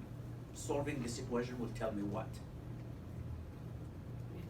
Will tell me if I want to solve this, I will better get what x of t is. See, solving this equation will tell you how this mass will be moving about as a function of time. Once I find this, then I can find at any time what the velocity is by just taking the derivative of this function, and I can find what the acceleration by taking another derivative, and done. That's kind of the simplest. That's how we're going to be applying things to all the different vibrating systems. You know, mathematical model. This is a mathematical model of something, right? The equations, applying the equations for it, then we get the differential equation. Solution of the differential equation will give me x of t, okay? So, let's go back here. Now, in real life, we just don't have a physical coil spring with a mass, right? But can you use the same equation, for example, for this? Suppose you have the space needle here, which can be modeled as just a big cantilever beam with a big mass at the top, right? Now, clearly, if you look at the textbook, you will find that a cantilever beam with an end load will have an equivalent stiffness of 3EI over L cubed, right? So the way this mass is going to move in this direction will be just like having a spring with an end mass, and then you will be calculating this. So essentially you use exactly that same equation where the mass is really the mass here at the top, and K is 3EI over L cubed. So you see it has many practical applications. You can also use it for to idealize, for example, a building frame. A building frame is sitting on top of what? On top of elastic columns, right? And each one of these elastic columns, based on what we see here, are like cantilever beams, right? In parallel, right? And you have a big mass here at the top. In the event, for example, you have an earthquake in the horizontal direction, you're going to have, it's almost like having a mass at the end of the spring that's going to be moving, right? And then you can model, so this is the physical model, this is the mathematical model. Remember those 4 steps? This is the mathematical model. It's easy to apply the equation to this, rather than to apply them to that. And in this case, you combine them into one? Into one, yes, Okay. exactly. And in this case here, which we have already done, you know, when you have the mass at the end of this, remember the sum of the forces is equal, F equals ma. That's the only equation you need to be using in this case. So what is the only force that is acting in the x direction is negative kx, and it's equal to mass times acceleration, and therefore you end up with this second order differential equation, mx dot dot plus kx is equal to 0. Now, how to solve that equation, we'll come back to that later on. Now, is this system damped or not damped? It's undamped. Not That means that the energy is Conservatively. is the energy conserved? Yeah, so. Yeah. So what kind of energies does this system have? Kinetic and potential. Kinetic and potential, right? So T plus U is equal to constant. Do you agree? Okay. What is the kinetic energy equal to for this? Half kx squared. 1/2 of K, no, That's potential energy. Sorry, that's yeah. the kinetic energy. Kinetic energy, are we moving or not moving? Of course we would. MV squared. Half mv squared. Well, we don't like to call it V, we like to call it, X X dot. dot, X dot. okay? How about potential energy? Half kx squared. 1/2 of K X squared. x squared equals to So it's a constant, right? If this is a constant, if I take the derivative with respect to time of all this,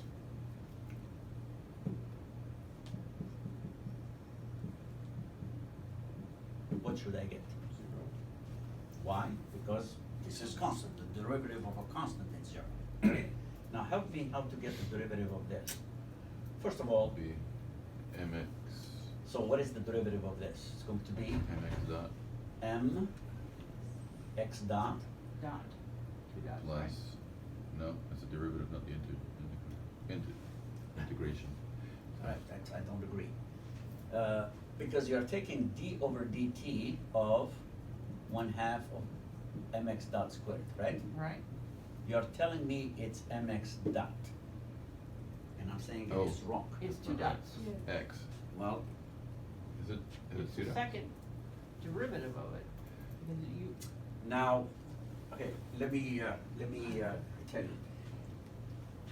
We talked about chain rule before, yep, That's right. right? Talked about chain rule here before, and here is this function an explicit function of time?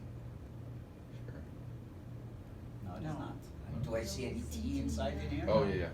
I don't see any t in here. So anytime you have a function like this, it's like, what is the variable that is inside in here? It's x dot, right? So you take the derivative of this with respect to x dot of 1/2 of mx dot squared, then you multiply by dx dot over dt. See how the chain kind of goes back? Instead of going directly to t, you're going to t by through x dot. Does that ring a bell from differential calculus? Hell no. And math is gone. So when you don't have an explicit function of time, this is what you need to be doing, you know? So the derivative of this, the answer you gave me earlier, which is m x dot, it's when you take the derivative with respect to x dot. You know? Oh, yeah. But now, that's not what I want. I want the derivative with respect to time. Now I take this one with respect to this, which gives me my other x dot.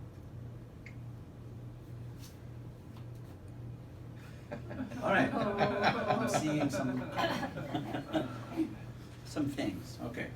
You're not gonna be deriving things like this, but it is important though to know, you know, how it's done. You cannot, unfortunately, just say, okay, that's an equation and that's it. Because even when you start solving the equation, it becomes also a big problem, right? So deriving the equation, I think, makes a lot of sense. So here we came in, we said it's mx dot, right? Let's do the same thing with this guy. Now you should be able to do this, right? What is the derivative of this? Now I have to do this derivative with respect to what? x, To x, and then multiply by the derivative of x with respect to t, okay? So what is the derivative of this with respect to x? It's just So 2 and 2 cancel out, Yeah. right? So it's going to be k times x. Now what do I need to do? I have to multiply by dx over dt, because I'm taking the derivative with respect to t, which is x dot, equal to 0. Can I simplify this equation? you can. Background. Get rid of x dot, what do I end up with?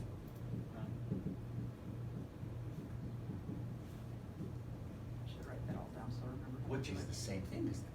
See, two different ways of getting the equation of motion. The first one is using Newton's second law. The second one uses conservation of energy. Right? Thank God we ended up with exactly the same point. Otherwise, we'd have screwed up somewhere. So, Or Newton, hmm? or Newton was wrong. Or Newton was yeah. That's So, sacrilege. so equation of motion using Newton's second law of motion. This one is fairly straightforward, right? Just F, sum of the forces equal to ma. You know, as long as you can use that, you don't need to know about the other one, which is fine. But it's important to know because this is very common in, there are a lot of problems that you can get equations off much easily this way than it is to get it with other stuff, believe me, okay? There are some situations which a bunch of springs and this and that, if you wanna do free body diagram, becomes kind of a nightmare, but if it's undamped, just sum all those energies, take the derivative, done. That's why I kept saying that it's important to know how to take derivatives. It's important to know the chain rule and some simple integrations, you know. I used to know that stuff, it sounds We familiar. will by the end of the quarter. So here, principle of conservation of energy, we just went through it in detail. Sum kinetic and potential equal to 0. That means you take the derivative is equal to 0. Taking this derivative is equal to 0. I didn't put all the details there, but you know how I've done it, right? But the bottom line is you end up with exactly the same answer. Second order differential equation. Now, this one is the topic of our next week's lab. Right. What happens when you have a spring? Here we were looking at a spring in the horizontal direction, like on the plane, right? Because the weight is balanced by what? Gravity. Normal force. Or sorry, By the normal yeah, force. So we did not care, right? Yeah. In the vertical direction. But the big question comes in is like, hey, is this the same? Do I get the same equation if this mass is held in the vertical direction? Because now the weight may be a factor. Maybe. We don't know. There's more So- than one force now, right, in that same direction? Exactly, because now what do we have? What we have in this case is you have a situation in which you have a, let's say you have a spring like this.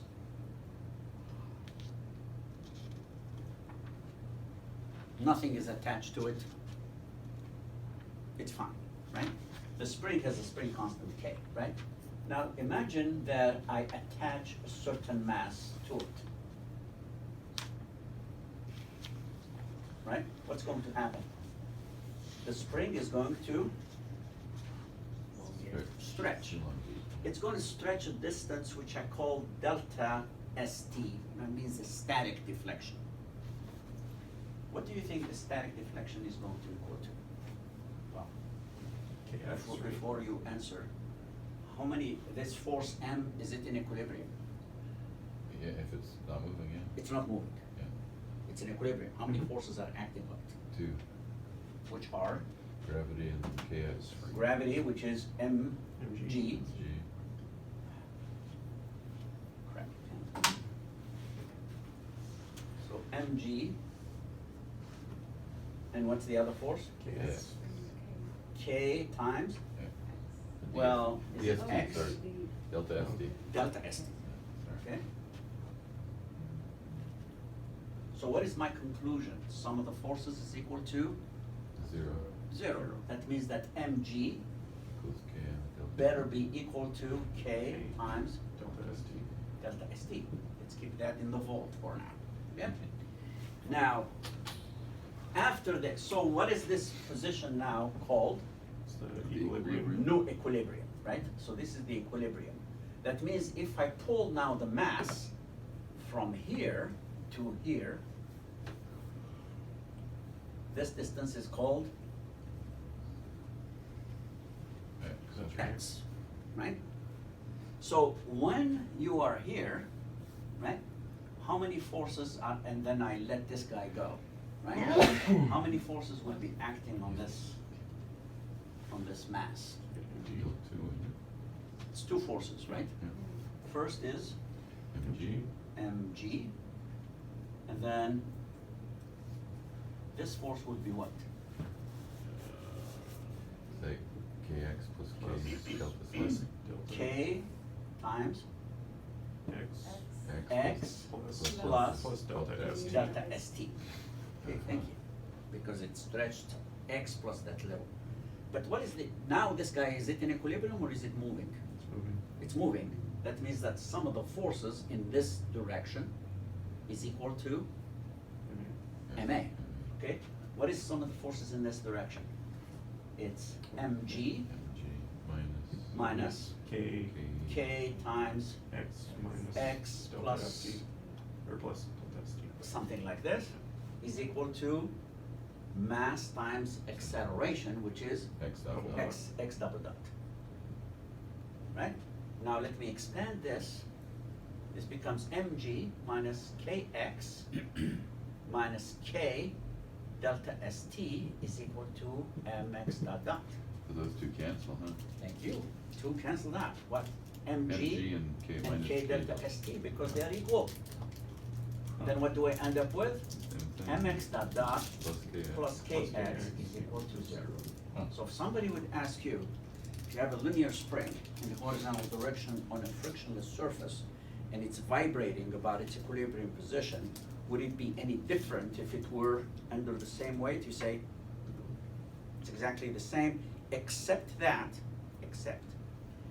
here it's going to be vibrating about the new equilibrium position. That's the only thing. Okay? Now, And of course, we're disregarding friction and other things. oh yeah, of course, Okay. because, yeah, the moment you include Yeah. friction, that means you're talking about damping, and it's not even viscous damping, Yeah. it's Coulomb damping, and that's just too much, right? So, I don't need to go through this, because that's exactly what we just did here on the board, right? And, now, the solution to this famous equation that we did it using Newton's law in the horizontal direction. We did it using the energy equation, and we did it using the, in the vertical direction, but this is the key equation that you're gonna be working with, which means it's mx dot dot plus kx is equal to 0. Now, how do we solve this? It's gonna be the topic of our lab later on, but you know that for now, let's pretend we don't know how to solve this thing. But one thing we know is that it's probably going to be what? It's periodic function. It's a sinusoidal function of some sort. So we will assume that this solution will be kind of x of t is equal to maybe a1 cosine omega t plus a2 sine omega t, because we don't know any better, you know, it's just some type of friction. But I do know from second order differential equations is that typically this will create what we call a characteristic equation of the form mr squared plus k is equal to 0, meaning that r is equal to, that means r squared is equal to negative k over m, right? That means that r is equal to plus or minus I square root k over m. When this is, again, a complex number, this represents the frequency, okay? Because the solution becomes, we'll get to that when we do the math, that's why I said. So the frequency here of vibration, this frequency that we are talking about in here, which is m omega n, what does that little n stand for? Natural. Natural, okay? It's the square root of k over m. This is the stuff I was telling you earlier about. If you take a mass at the end of a spring and you make the spring softer, that means k is lower, that means that the frequency will be lower, right? For a given mass, if you increase the stiffness of the spring, obviously the frequency becomes higher. Now, if you keep the same spring and you lower the mass, what's going to happen? The frequency will go up. If you increase the mass, it's gonna take slower, okay? So this is going to be stuff that we're gonna be verifying in lab number 3, that we're gonna be doing next week, right? Now, when you have a question like this, because it is a second order differential equation, you will end up with how many unknown constants? 2. First order, 1 constant. Second order, 2 constants. So how do you get those 2 constants from? We mentioned that last week, remember? Initial conditions. It's always initial position and initial velocity. Always remember that. Initial conditions are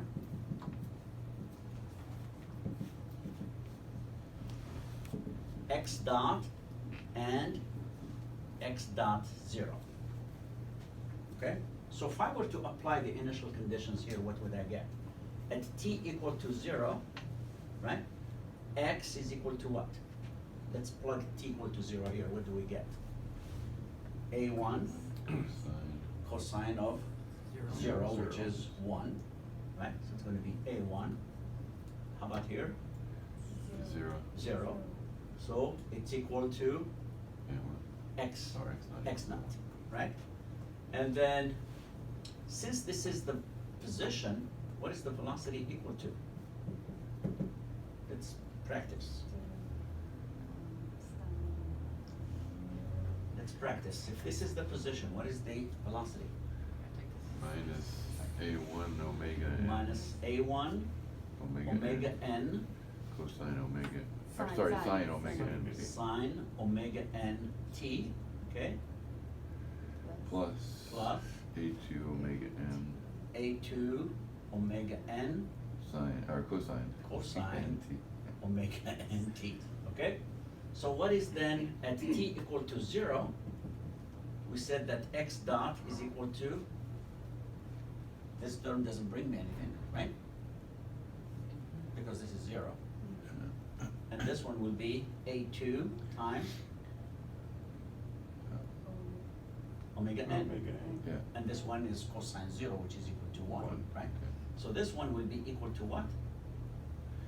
X dot of 0, okay? So what is my conclusion about this constants? Is that A1 is equal to what? X naught. And that A2 is equal to x naught divided by omega n. That means now that my true solution would be what's written back there, right? What's already written there, right? So x of t, I just replace A1 by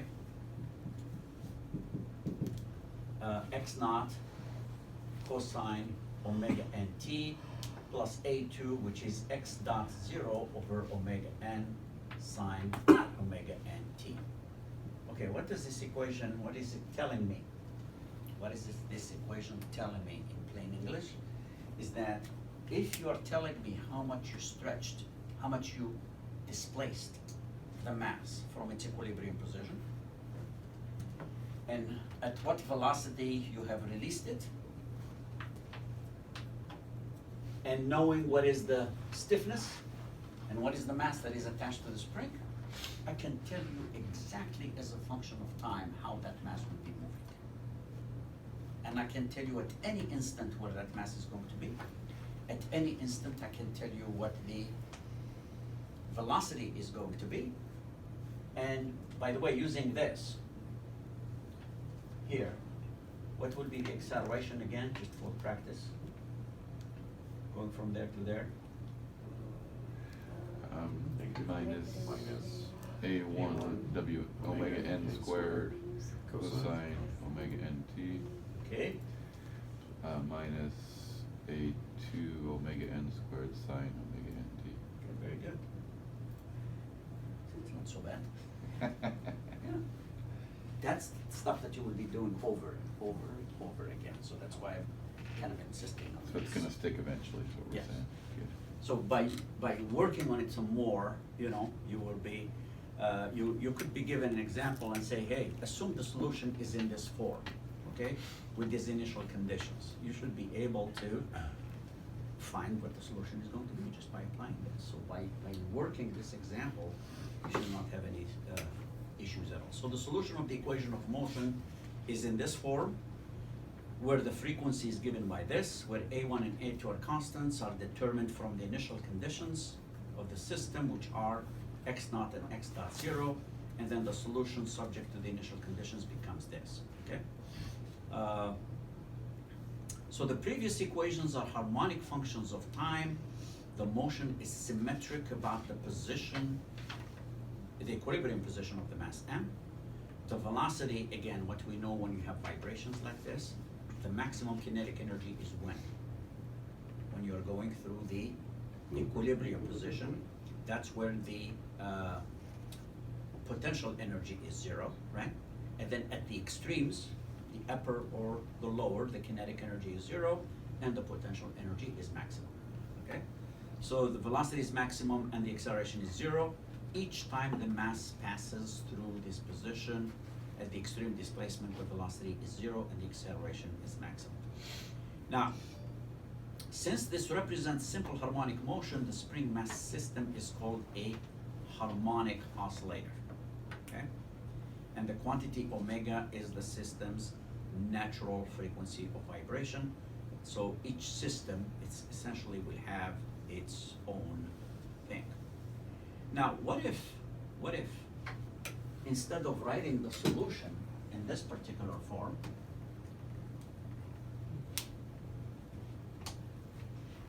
what if instead of writing the equation in this particular form, somebody else comes in and says, no, I wanted to write it in this form, A times cosine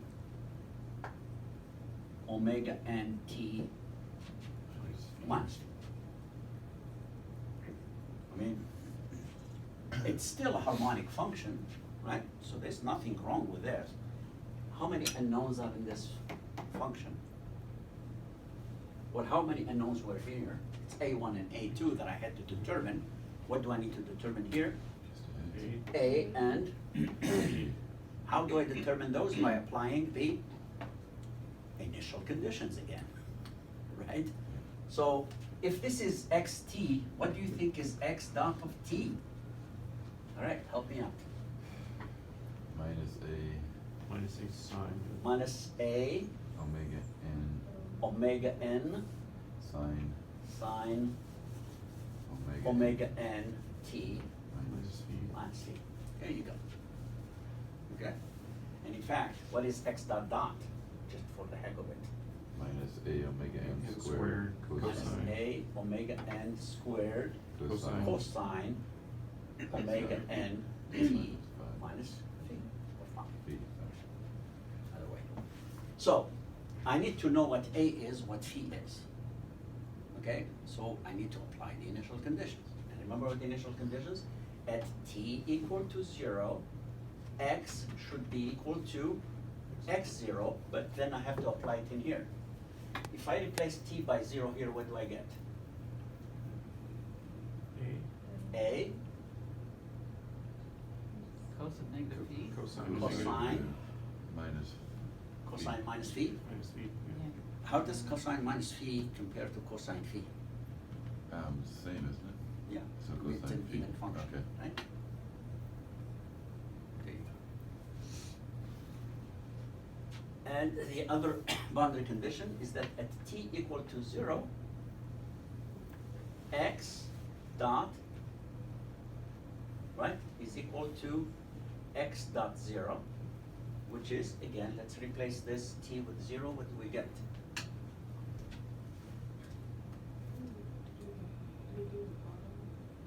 Which equation are we replacing t? It's x dot, and I'm replacing t with 0 here. What is it saying? You get a minus. Minus a Sine. omega Minus a omega n Sine. sine sine.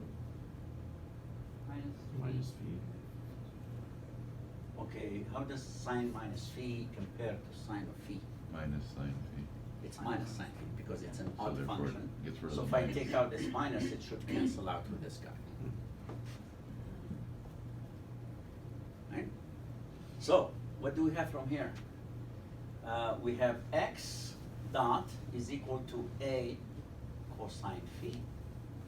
And then I have x dot 0 is equal to A omega n sine phi. Now how the heck am I going to solve for A and phi?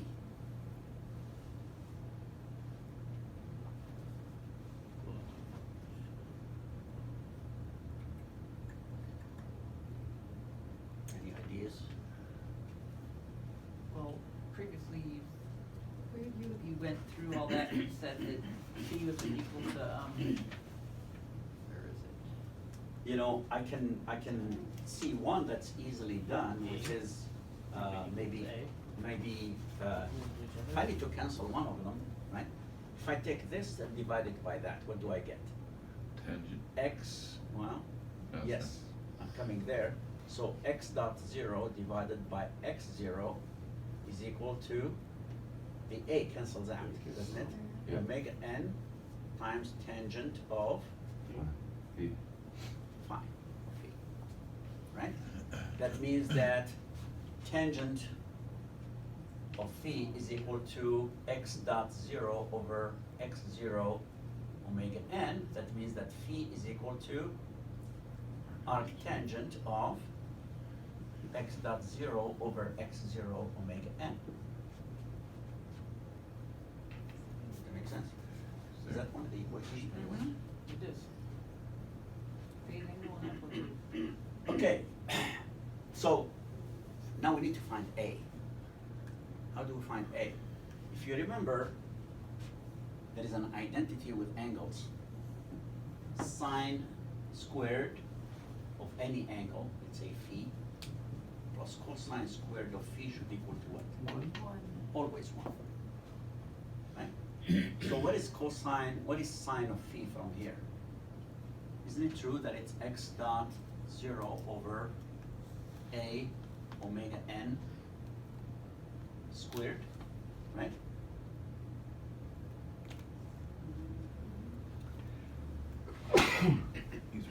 Plus cosine squared. What is cosine squared? It's x0 squared over a squared is equal to 1, right? Now this becomes, I can get the a outside. That becomes 1 over a squared times x 0 over omega n, I guess, squared plus x naught squared, right, is equal to 1. That means that a squared is equal to this big guy, right? That means that a is equal to x0 squared plus x dot 0 squared omega n squared square root.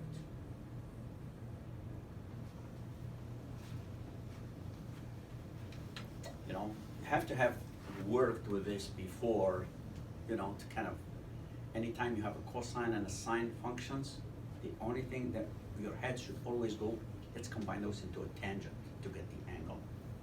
And then whenever you have cosine and sine, the other thing that needs to come to your head is, how do I combine them such that I get that? I remember sine squared plus cosine squared is equal to 1.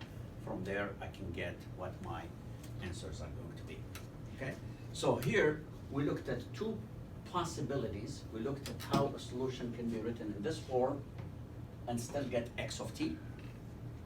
Or if it's in this form, we can get x of t. Now that we know A and we know how to calculate A, we know how to calculate phi, and both of those are in terms of what? They are in terms of the natural frequency and the initial position and the initial velocity, okay? So, 1, 2 more slides maybe we should be done, at least with this, because this is the topic of that lab number 2. Remember what I said before? Darn it, I erased that thing. So, no, I erased it. erased it. Remember when I took that spring, and then I attached a mass to it? Yes. It elongated a distance delta st, right? Yes. such that delta, we said mg is equal to k delta delta st. ST. And, okay, so remember this equation, right? Mhm. We have just determined through these equations that the natural frequency of the system is equal to what? The square root of k over M. m, okay? Now look at this equation. Does this imply that k over m is equal to what? Well, m G is over g over delta static. delta Delta static. So this is the theory, is that this becomes the square root of g over delta static. So, if I were to take you to a lab, and I will give you an unknown spring meaning a spring of unknown stiffness, and I give you a mass that you did not measure, and I tell you, hey, what is the frequency of that thing if you were to put it together? Can you calculate that? You go, I don't know, K, I don't know, M. But you It know turns G. out that well, G is pretty well known, let's say 9.81 meters per second squared. Where would you get delta ST? Measure Well, you maybe. just Just measure the see how far the spring spring Well, deflected I into measure the, mass. go on. I- Equilibrium first and then. Yeah, the spring, With no mass and then with I mass. hang the spring without anything on it, right? And then I put the mass and I found out how much it has stretched. That's delta ST. If I take that, that means I can predict what my frequency is going to be. Okay? So you can only determine what the frequency is.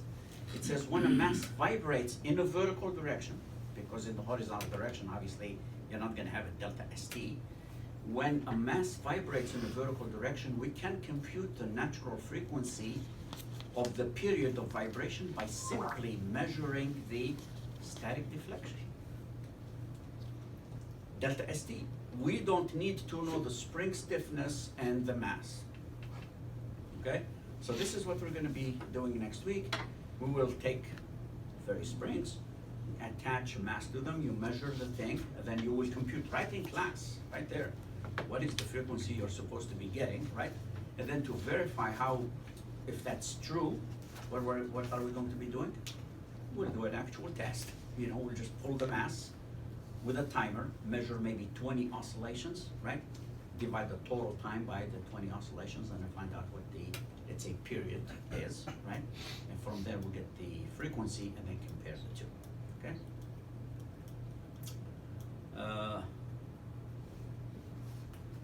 Those examples will help us with our homework. Okay, so maybe just look at this example and that's it, okay? This is harmonic responsible water tank. The thing I like about this book is that it doesn't just give you a spring and a mass and this and that. It gives you actually real life type of things that you model, right?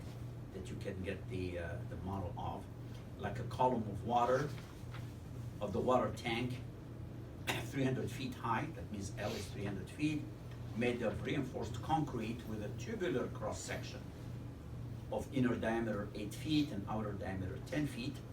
The tank weighs 6 10 to the power of 5 pounds when filled with water.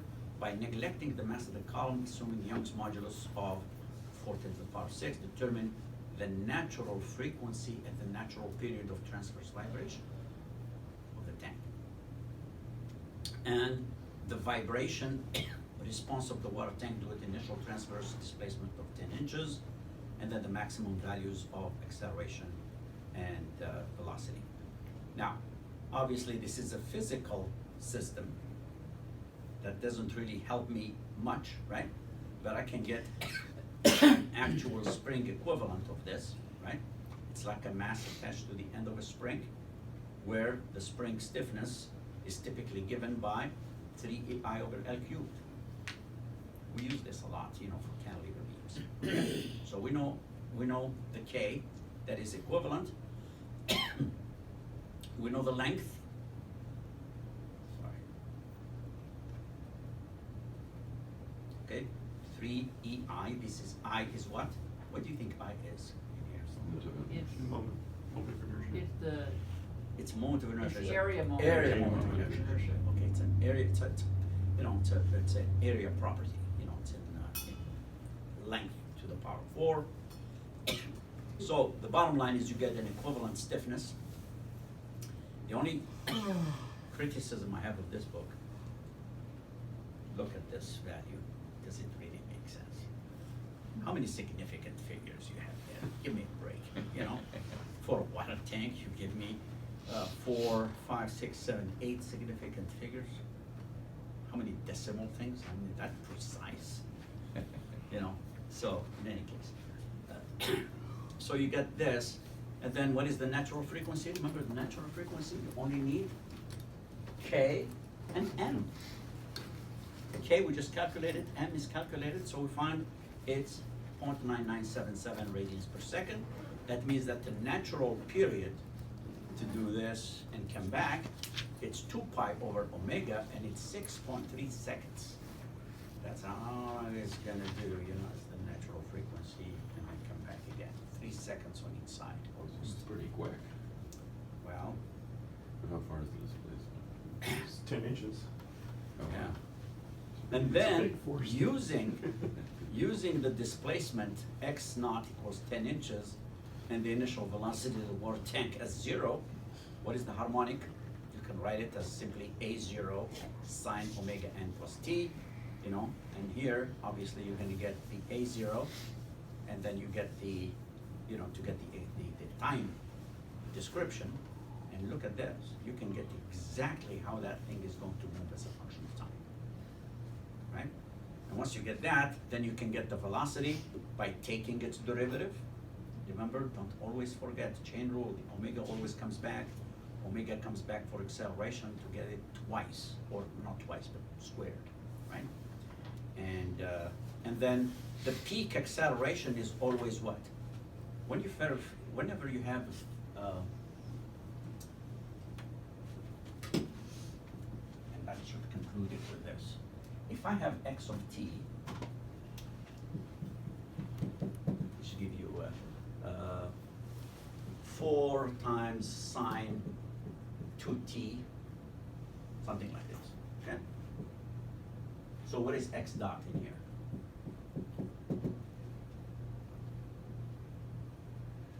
Eight sine 2t. 8. Oh, sorry, 8 cosine 8 cosine 2t, and then acceleration is minus 16 sine 2t. let's say this is in meters, this is in meters per second, this is in meters squared per second. What's the maximum velocity? It's the meter square per Minus second. 16. Oh, It's 8 Okay, what is the maximum acceleration? minus 16. Well, Or 60, 60. you know. So again, whenever you look at something, you're multiplying by a cosine or a sine function, and somebody says, what is the maximum?